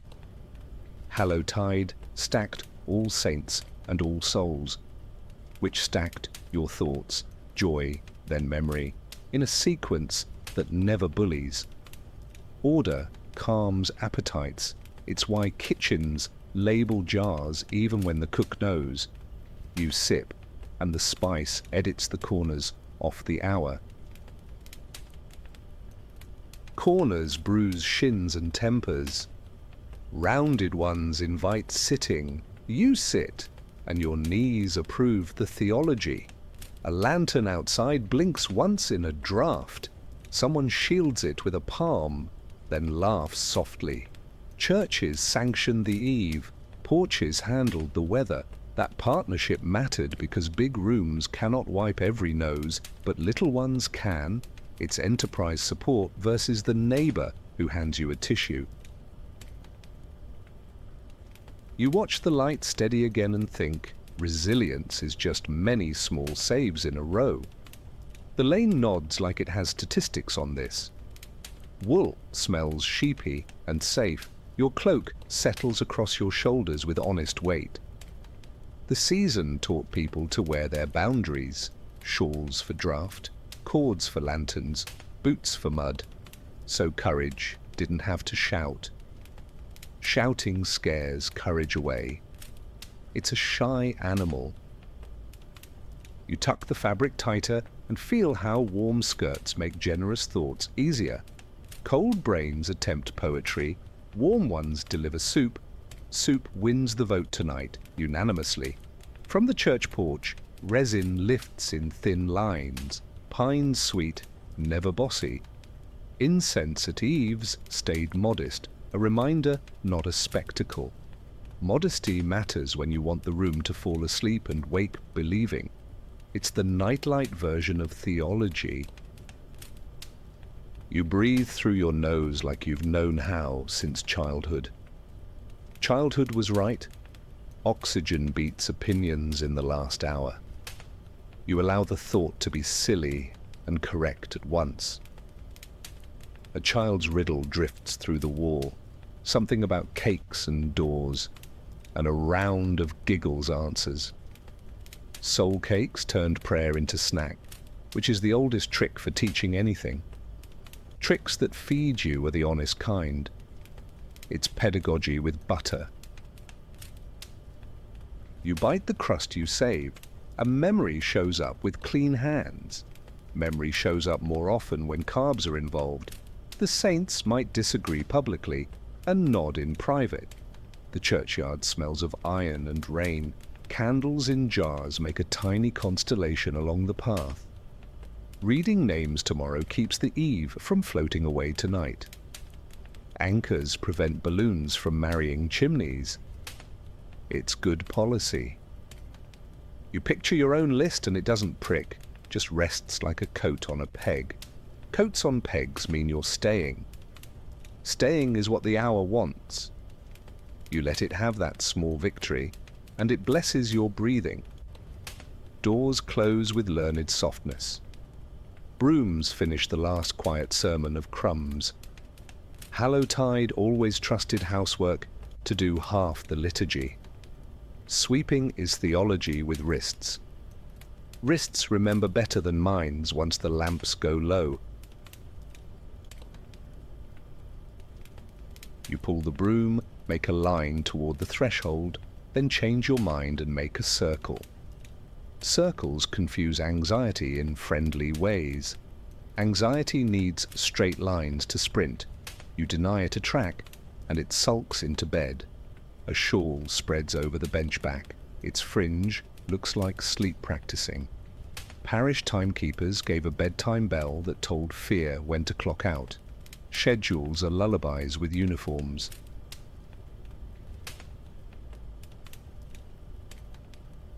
The uniform helps on nights when you'd argue with yourself for sport.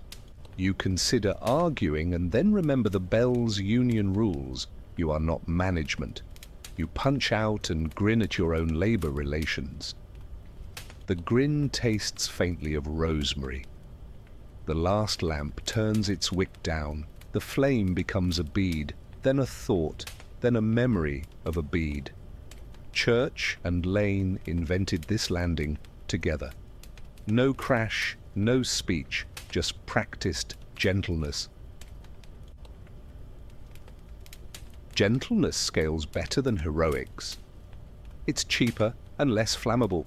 You lie back, and the bed rises to meet you like a competent usher. Competent ushers deserve medals. You award one mentally and find your jaw unclenching without a pep talk. Somewhere, a very patient clock says the hour in a voice that likes you. You answer by doing nothing loudly, only breath, blanket, the small inventory of thanks. Halloween will be louder outside another door, another year. Tonight, it is a study in quiet cause and effect. Set a date, bless a porch, teach a lane to walk. The accident in your title looks deliberate here, and that's the best accidents do. You turn your head. The pillow signs the paperwork. Cool air slips through the crack, bringing damp leaf and chimney cough. Inside, heat gathers politely around ankles. The porch is the hinge between world and room. Hallow even trained hinges to move without squeal. Hinges matter more than doors do when you're tired. It's the small iron that saves the big wood. You set a candle where drafts can't boss it, and the flame decides to be kind. Flames make good decisions when supervised. The bench smells of beeswax and past coats. A turnip lantern rests beside you, toothy and embarrassed. Porches hosted masks so houses could stay honest. Silly outside, simple inside. That mattered because nights grow large around mixed feelings. Mixed feelings like designated seating, Think of a wedding with a kid's table. Joy stays mutual. You pat the lantern as if it were a shy dog. It pretends it doesn't love the attention and fails convincingly. Through the open door, you hear the nave breathe, wood settling, a forgotten hymn tale still folding itself away. Churches lent permission, not noise, to this hour. Yes to candles, yes to knocks, yes to walking slow. Permission outperforms prohibition when you want a village to sleep proud. Bans breed better sneaking, eaves breed better manners. You grin at your own policy paper and decide not to publish it. The porch approves your editorial judgment. Your palm tests the threshold stone, cool center, warmed edges where feet always choose. Repetition turned stone into a memory device. Bodies learned where to trust weight.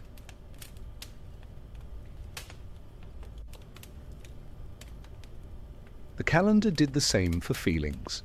Place foot here, then here, no rush. Stair signs for the mind. You step and feel smarter without reading. It's humility's secret. Copying what works beats inventing at bedtime. You copy again for the pleasure of being correct without applause. A clay jar near the door holds rosemary. You crush a bit, and the scent writes tidy thoughts along your scalp. Herbs did low-voltage work where sermons risked overkill.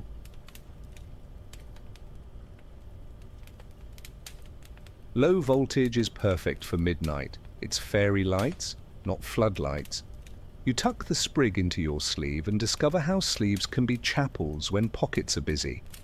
Chapels in sleeves are immune to drafts and arguments. You recommend them to yourself gently. On the sill, a small dish with salt crystals waits, catching lampshine. Blessed salt was a habit here and there, part pantry, part prayer. Pantry prayer helps kitchens think straight on serious nights.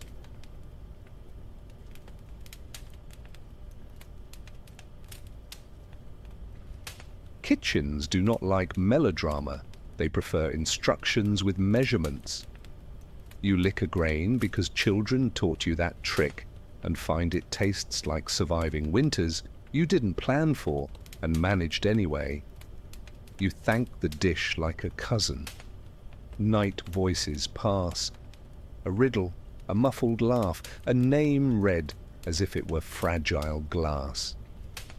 Porches let you listen without inserting yourself. Observing is a civic duty underrated in loud centuries. Eves made introverts honorary clergy. Somebody needed to keep the mood. Mood is an organ you tune, not an algorithm you hack. You resolve to be the person who notices wicks before they gutter. The wick, flattered, steadies immediately. The broom leans just inside, straw ends tidied by a careful hand. Sweeping thresholds belong to the right. Out crumbs, out quarrels. Let the good knock find an easy line. Maintenance is a sacrament with better posture. Nobody claps for brooms. Brooms clap for you in bristle language. You sweep 3 quiet strokes and feel the door care about you back. Doors are loyal when scratched in the right direction. A small bell hangs from the lintel on a ribbon faded into elegance. You test it with a fingernail. The note drops like warm rain. Bells told people when to begin and when to be done. The eve made those verbs feel like blankets instead of orders. Blankets beat bullhorns at bedtime. You ring it again, smaller, and the sound fits behind your ears as if it lived there. You decide it did, and congratulate your ears for housekeeping. The candle gutters once. You cup it. The room tilts toward help like it learned reflexes last century and kept them polished. Hallow-even trained reflexes. We shield, we share, we name, we laugh lightly. Training works because it forgets its training. That's grace with chores. You adjust the wick with a wetted pinch, and the flame returns to its job description. Illumination, not drama. Drama is unpaid overtime. You send it home. You close the door until only a crescent of dark remains, a friendly grin. Leaving a crack was the custom in some places, air for wandering souls, or for your own thoughts that lag behind. Whether you believe in visitors or metaphors, the crack teaches the same lesson. Gentleness is a draft worth keeping. Draft without chill is good engineering. You sit with the crescent and feel your breath match it, thinner, kinder, almost asleep. Finally, you hook the latch softly. The porch keeps your place in the world like a ribbon in a book. Tomorrow we'll read saints, then souls. Tonight has read you in second person, with patience. The accident in your title shows again here. Calendars set hinges. People add oil. Hinges swing for centuries when someone remembers the drop.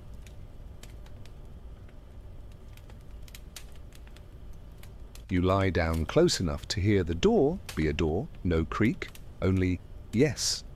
And the yes escorts you into warm, organized, dark.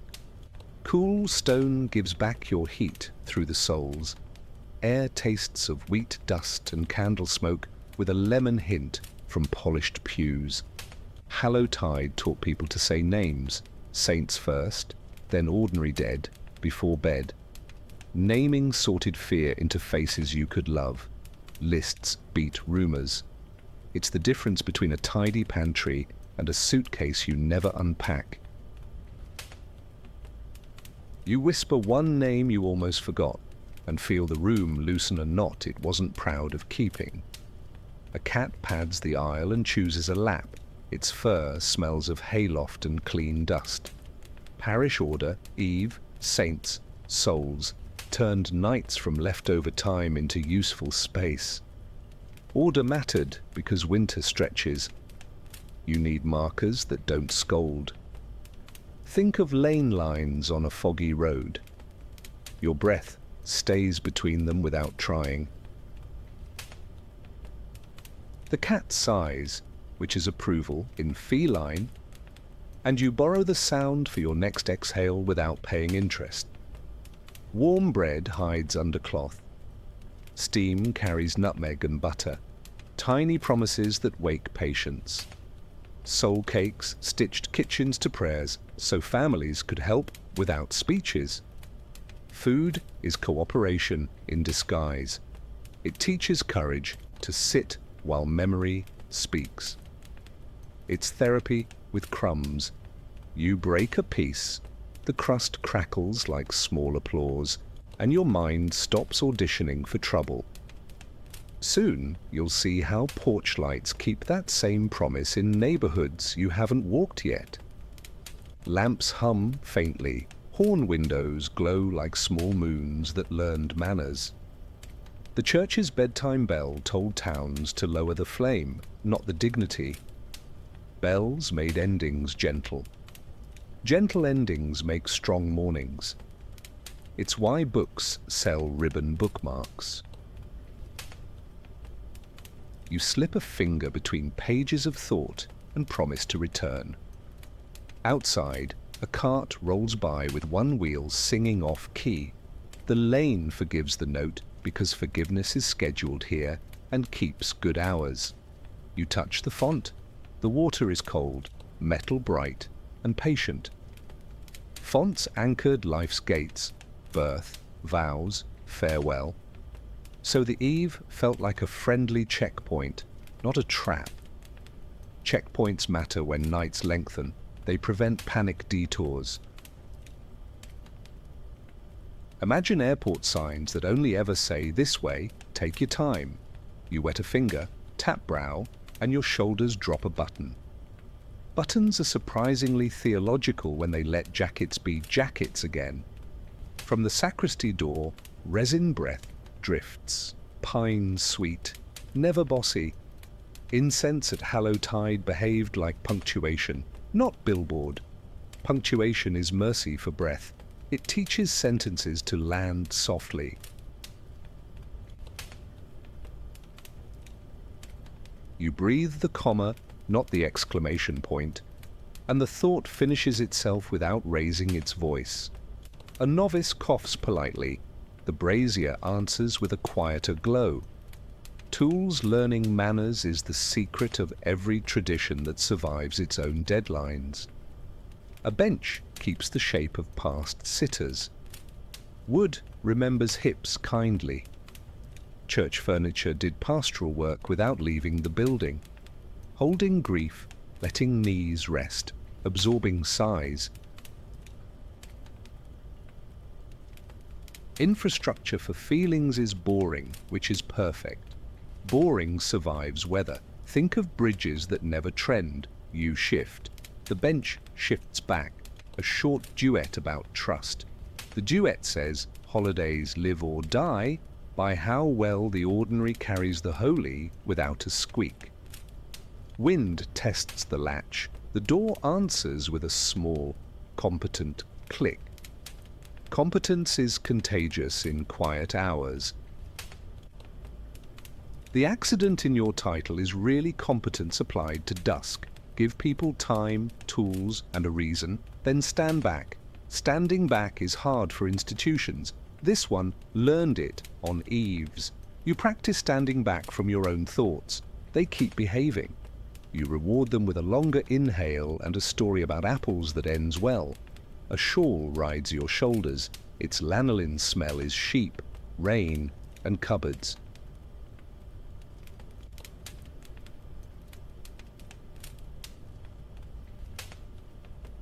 Clothes were portable rooms, and so were customs: lantern, knock, cake, name. Portability kept the night going when travel or poverty thinned walls. It's the thermos of tradition. You tuck fringe under chin and discover warmth improves memory's handwriting. The page inside you stops smudging. You decide to carry this small room into streets that get loud and see if the room wins. It usually does. Two children trade lanterns. Each tests the other's handle, nods, and returns it. Swapping taught trust at scale, not theory. Practice. Traditions that need committee votes fail. Ones that need fingers learn. It's agile kindness. A verger watches and doesn't interfere because not interfering is a skill with saints of its own. You memorize the gesture of giving something back in the same condition you received it. Tomorrow, you'll try it with an opinion.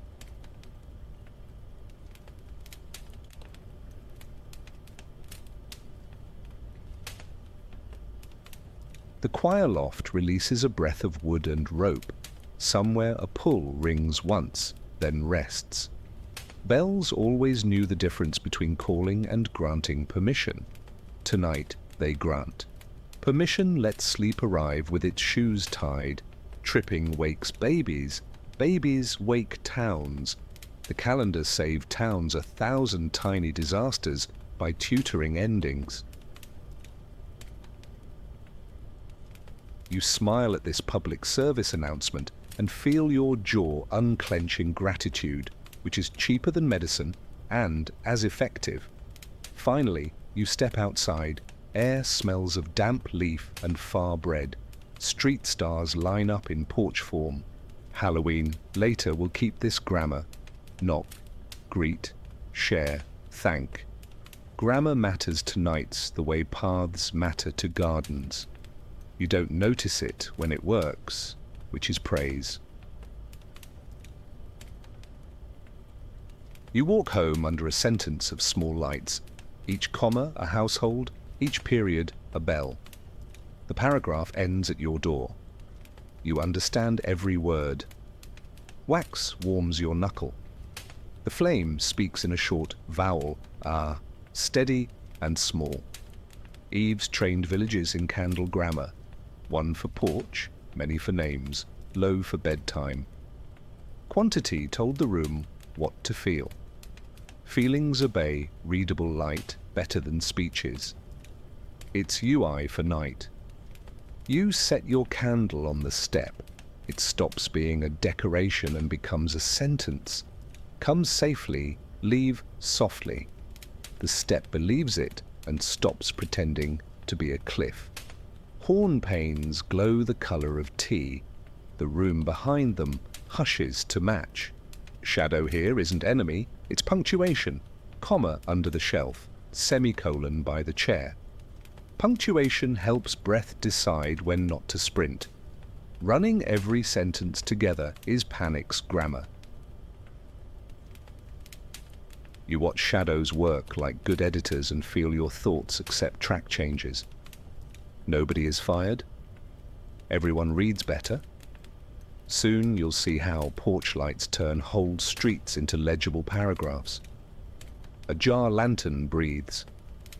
Glass fogs, clears, fogs again. Jars made wind negotiate instead of rule.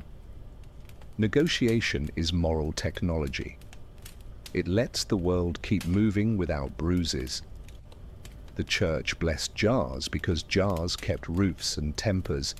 Roofs and tempers are the true altar cloths of villages. You touch the warm belly, the jar doesn't mind being useful. Useful things take compliments badly and still deserve them. You give one and the lid sits prouder.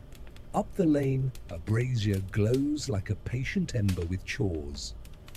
Open fires became processional coals, then porch warmth, then nothing dramatic at all. Downscaling saved streets. It's like going from drums to metronome so you can sleep near the band. Your hands learn the distance between too close and too far without a lecture.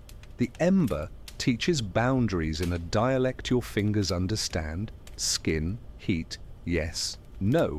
You pass the test and keep your eyebrows. A child cups a guttering wick. Fingers smell of tallow and courage. The rule is old, shield, don't scold. Eves taught help at the speed of reflex, not policy. Reflexes keep holidays from needing referees.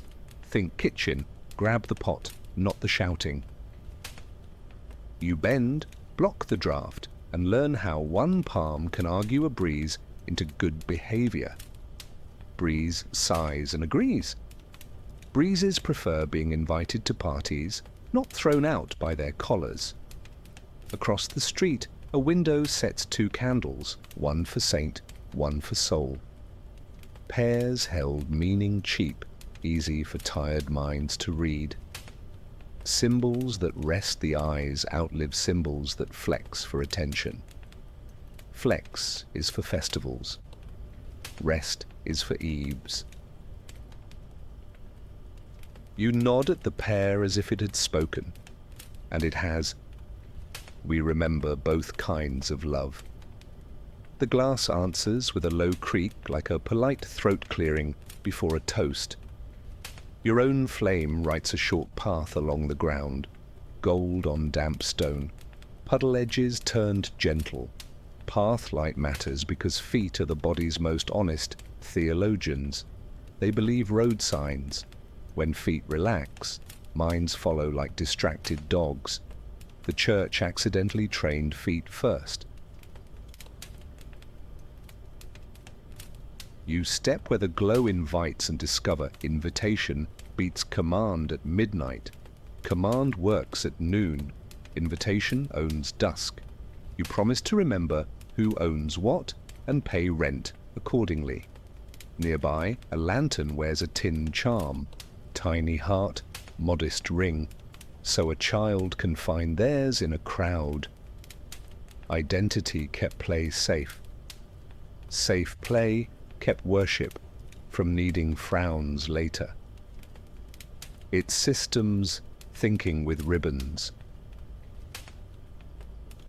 You listen to charms click lightly when their owners move and realize streets become music when risk is low. Music is what happens to noise when people agree on rules. which is also a service candles provide for shadows. You test the snuffer, a little cone that smothers drama into glow. Snuffing is mercy for wicks, blowing is theatre for cheeks. Mercy builds endurance. That's why eves lasted while bonfires often didn't.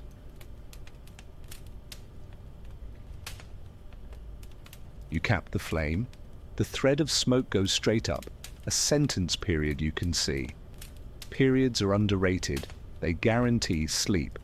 You lift the cone, and the after scent says, "We'll pick this up tomorrow." Tomorrow likes being scheduled politely. From a porch, someone rings a doorbell, not alarm, invitation. Bells joined candle grammar. 1 note for come, 2 for thanks, a silence for rest. Sound learned to wear house shoes. House shoes win more converts than marching boots. You hear your own doorbell in that tone and decide to copy it next time you need a favor from a stubborn mood. Moods answer nicer when rung, not shouted at. You practice on yourself and it works. Wind rises. Candles lean together like old friends at a joke. Streets dim by degrees, not by cliff. Dimmer switches are theology for fragile months. Eves invented dimmers with wicks and patience. Patience beats panic in any season. Panic can't find its glasses. You take one last look at your jar, your step, your little heart charm, and feel tutored, not ruled. Tutoring is how traditions keep people while letting them sleep. Inside, you set the stub on a saucer, a dot of light becoming a dot of memory. Candle grammar ends in landing, not applause. Landing is the part most holidays rush. This one rehearsed it for centuries. You climb into the soft sentence of your bed and let the period do its work. Tomorrow, saints. After that, souls. Tonight, a well-punctuated quiet.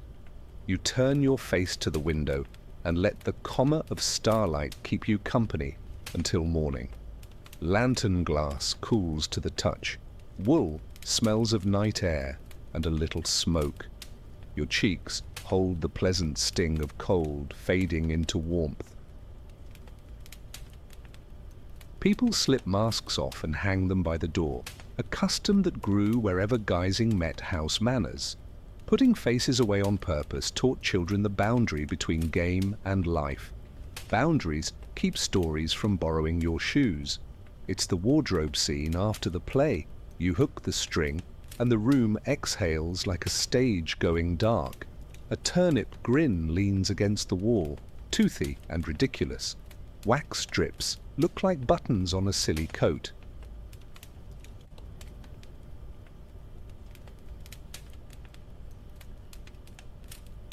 Households saved lantern shells until morning, a quiet proof that the joke belonged to the evening, not the bed. Saving evidence tames adventures.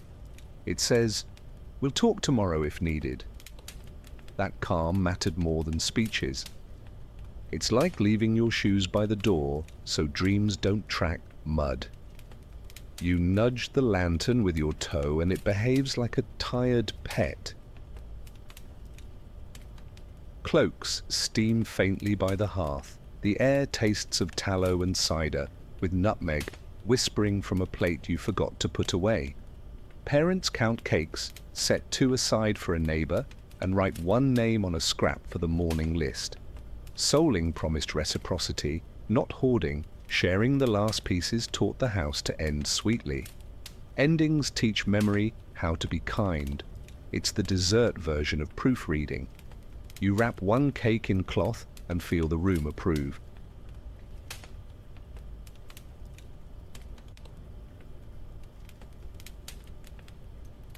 A small bell hangs silent now, ribbon limp with the warm humidity of a lived evening. Porch bells rung gently during Hallow Even. Eventually, softened doorbells and welcome mats in later centuries. hospitality trained by lit calendars. The bell is today's ancestor of the chime that keeps modern porches friendly on Halloween. In both cases, sound says, "We're expecting you," which lowers everyone's shoulders. It's customer support for nerves. You tap the ribbon with one finger, and the knot remembers how to smile. Bread crust crackles under your palm. Crumbs skate on the board like small stars. Many parishes tie doles to the season, bread, ale, or tokens, so doors opened with purpose. Purpose keeps fun from fraying. If mischief runs the shop, inventory disappears. If bread runs the shop, jokes get receipts. That's a solid business plan for evenings. You brush crumbs into your hand and notice how housekeeping, done slowly, feels like the last verse of a hymn you like. The broom's straw smells dry, clean, a little grassy. People swept thresholds after the last knock, a habit older than the dates, but happy to wear church hours. Sweeping closes the stage without scolding the actors. Closure makes sleep cheaper. It's the curtain that knows when not to squeal.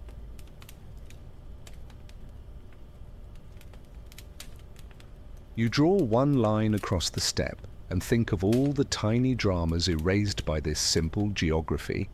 Geography, it turns out, is pastoral care with a handle. A jug of water catches lamplight. The surface looks like a tiny moon practicing reflections.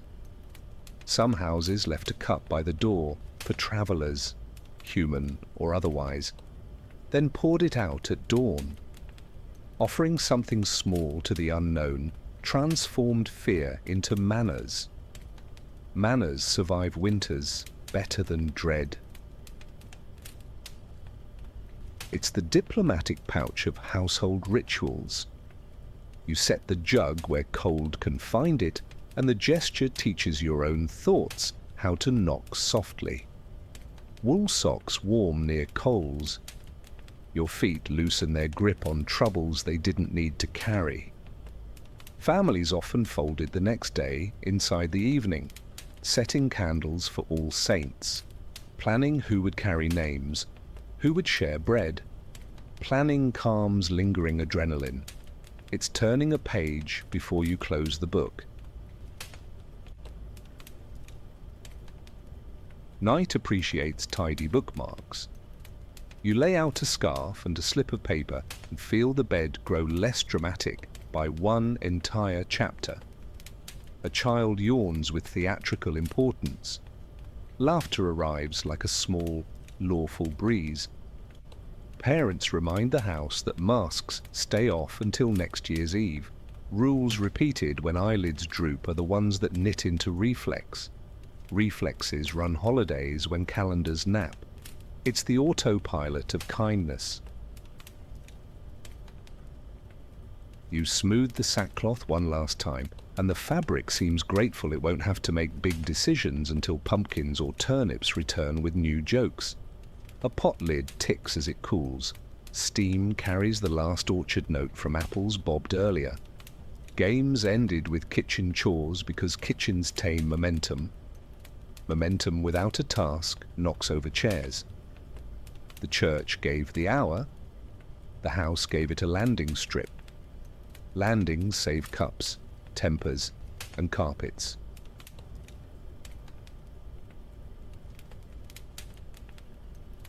You stack bowls with exaggerated care and find your breathing copying the rhythm, place, pause, place, like feet leaving a dance without tripping on their own fondness. On the mantel, a tiny tin heart turns when the draft sneaks by. It clicks the clay just once. Many lanterns wore charms, hearts, fish, hands, so their owners could find them in crowds. Later, porch decorations kept the same job, identity without shouting. Shouting wakes babies. Babies cancel theology. Identity that whispers lasts longer. You touch the tin and discover it holds the evening's memory like a pocket watch that only tells good time at bedtime. At last, you pinch the wick, smoke rises in a straight, polite line, the room sighs. Putting the night away was itself a rite: snuff, sweep, share, set water, set list. Rites that require small muscles keep the mind from inventing new problems. It's the happy tyranny of habit. You watch the last ember go from eye to memory, and the house grows larger in the dark, not smaller, as if it learned trust while you were busy hanging up a grin.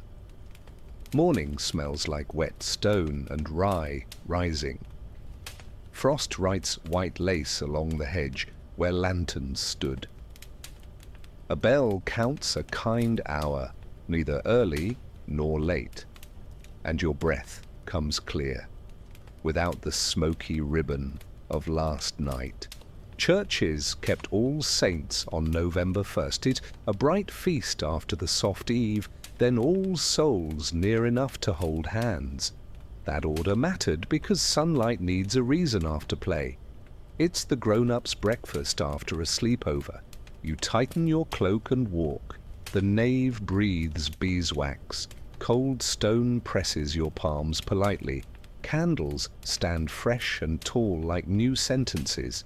Parishioners bring slips of names, some written, some remembered out loud.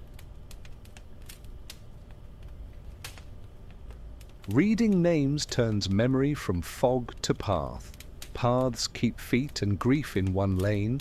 It's crowd control for the heart. You listen as syllables rise and settle, and the sound feels like someone folding linens, crisp, domestic, and oddly brave for such a gentle motion. We'll keep that fold. Sunlight threads through horn panes, painting the aisle in pale tea. You hear wood adjust itself, a tiny hymn in joints and grain. Hymns today are brighter, saints parading in orderly calm, all of them, as the small boy said last night, but with better shoes. Celebrating virtue after disguises made the costumes safe in retrospect. Framing is everything. It's the picture rail that keeps jokes from sliding off the wall. You find your step matching the anthem's decent stride. A bowl of apples sits by the door, each with a thumbprint of wax. A dish of soul cakes waits for anyone who forgot their coins. Food in daylight finishes what food at night began. Finishing matters. It tells the body that kindness isn't only nocturnal. Night teaches, day confirms, both are needed. It's the laboratory class after the lecture you almost slept through. You take a small cake and watch crumbs obey gravity like well-raised children. A clerk checks a ledger, who received dole, who delivered, who needs another loaf at dusk. Lists in daylight, respect, promises made in smoke. Respect is glue for next October. Without glue, holidays shed parts when the weather changes. It's maintenance, not romance, and therefore deeply romantic in a long-term way. You see your neighbor's name with a check mark and feel the click of a tiny hinge you didn't know you were carrying. Hinges everywhere, all working. Incense today rises a touch higher, sunlight catching threads into gold. The same resin that sketched quiet lines last night now draws bolder ones, still kind. Tools don't argue with time, they adjust. Adjustment is a saintly habit. It keeps parades from becoming stampedes and vigils from becoming naps. You breathe and feel how the same lungs manage evening and morning with minor edits. Edits that humble are easier to accept. You accept too and feel smarter for doing less. Children in clean caps sit where they nearly slept yesterday. A verger winks, having seen worse and better in every year he can count. Churches are good at averages, the mean of saints and toddlers. Averages flatten drama usefully. They teach the season to survive bad weather and loud uncles. You admire the verger's broom leaning like a staff, proof that the tidiest leadership carries bristles. The broom seems proud of its liturgical career, and rightly so. After Mass, the churchyard smells of damp grass and cinnamon breath. People tie rosemary to stones and tell short stories that fit before the wind interrupts. All Souls waits nearby, a quieter table set for ordinary names. Ordinary matters, it makes room for you. Holidays that remember the unfamous live longer because more hearts find chairs. It's the banquet with sensible seating. You place a sprig and think how many chairs you've learned to pull out since last dusk. At the market, stalls wake, wax, tin, flour, herbs. Last night's little economy yawning in today. Traders ask about lanterns, who sang, whether the tub leaked. Feedback loops improve feasts and keep jokes from sprouting teeth next year. Improvement that smells like cinnamon is easy to pass down. It's version control by apron. You buy a jar for next time and realize preparation is simply nostalgia doing chores. Nostalgia with a rag is the useful kind. Down the lane, a door stays half open. A cup of water reflects sky. A folded paper waits under a stone. 3 names for a neighbor who couldn't walk. Systems carry absent feet. That's the genius. A ritual that lets people miss and still belong. Belonging without attendance is rare and precious. It's the RSVP that counts your heart, even if your knees disagree. You lift the paper, read the names, and your pocket feels larger for holding them a while. Shoes tap home, loaves cool, laughter shrinks to a kitchen size, the bell rests its tongue. Halloween will one day borrow this grammar, porch lights, open doors, treats, and gentle tricks, and run it on batteries and doorbells. The source code remains church dates, house manners, small courage escorted to bed on time. Accidents don't usually last. This one does because it keeps being useful.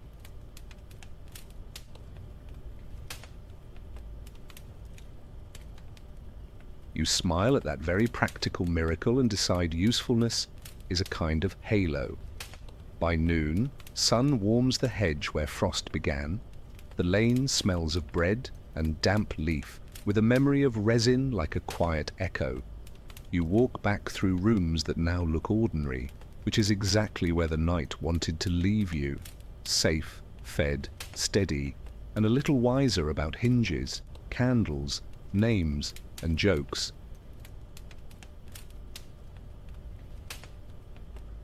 You set the tin heart on a nail, fold the shawl, and keep the rhythm in your breath. The calendar nods. You nod back. The house smells of warm bread cooling and a last thread of resin that lingers like a polite guest. Outside, damp leaves press their green-brown perfume into the lane. Inside, the broom leans where it always does, tired and proud. You think about how an Eve, a bell, and a plate of small cakes taught a whole town to play nicely with the dark.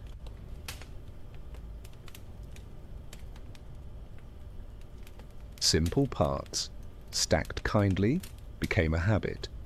Habits became a season. A season, dressed in lanterns, learned a new name. You picture the church door breathing beeswax into the night, while porches answered with tin charms and soft riddles. No council voted for pumpkins or sack masks. Nobody published a master plan. The church set dates and promised prayers. The village filled the hours with soup and jokes that knew their place. You realize accidents like this aren't random. They're what happens when care and convenience shake hands. Calendars gave permission, kitchens gave instructions. Together they built a night that never needed a warning label. Your fingers remember the grammar of light, porch candle for welcome, jar candle for wind, two on a sill for love in two directions. Feet remember the lanes where knocks meant food and names meant company.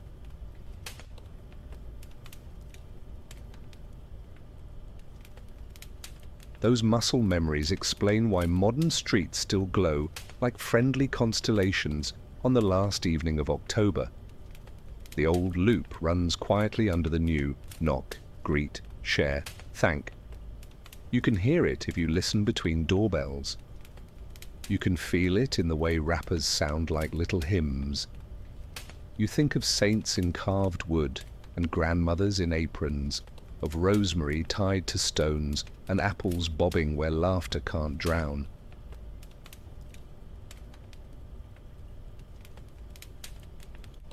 The story holds because it never demanded perfect belief, only good manners. Keep the fire small, keep the bell kind, keep the masks gentle, keep the bread moving. That modesty is the secret hinge. Hinges don't get headlines, they get centuries.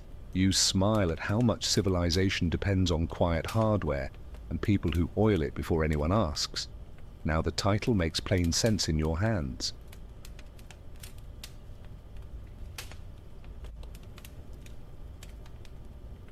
How the church accidentally created Halloween is really how timekeeping and neighborliness created a porch where oddness could be friendly. A vigil made space. Prayers gave it gravity. Treats kept children from outrunning courage.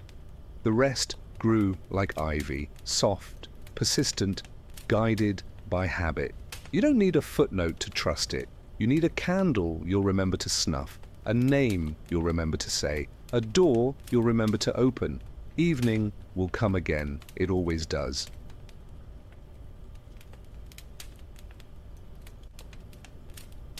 When it does, you'll know the first steps. Light something small, share something warm, read a name out loud so memory stops pacing.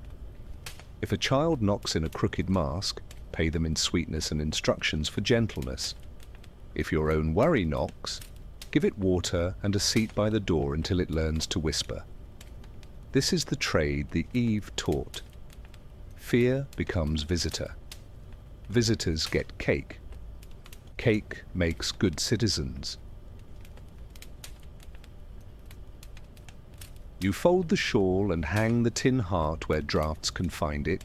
The metal clicks once like a quiet period. The lane smells of bread and rain. A bell far off turns its face to afternoon. You keep the rhythm in your breath, Eve, saints, souls, and notice how it steadies errands just as easily as it steadied lanterns. Traditions worth keeping always reduce to movements you can do while tying shoes. You tie yours, and the knot feels like a promise kept.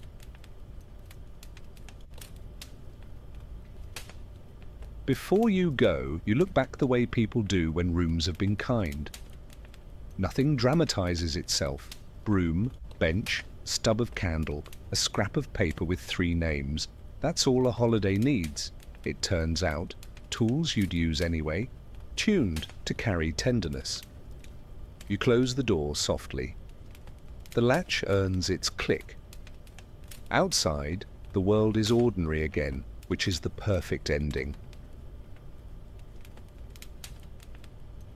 You walk into it taller behind the eyes, steady at the heels, carrying a little porch wherever you'll need one next.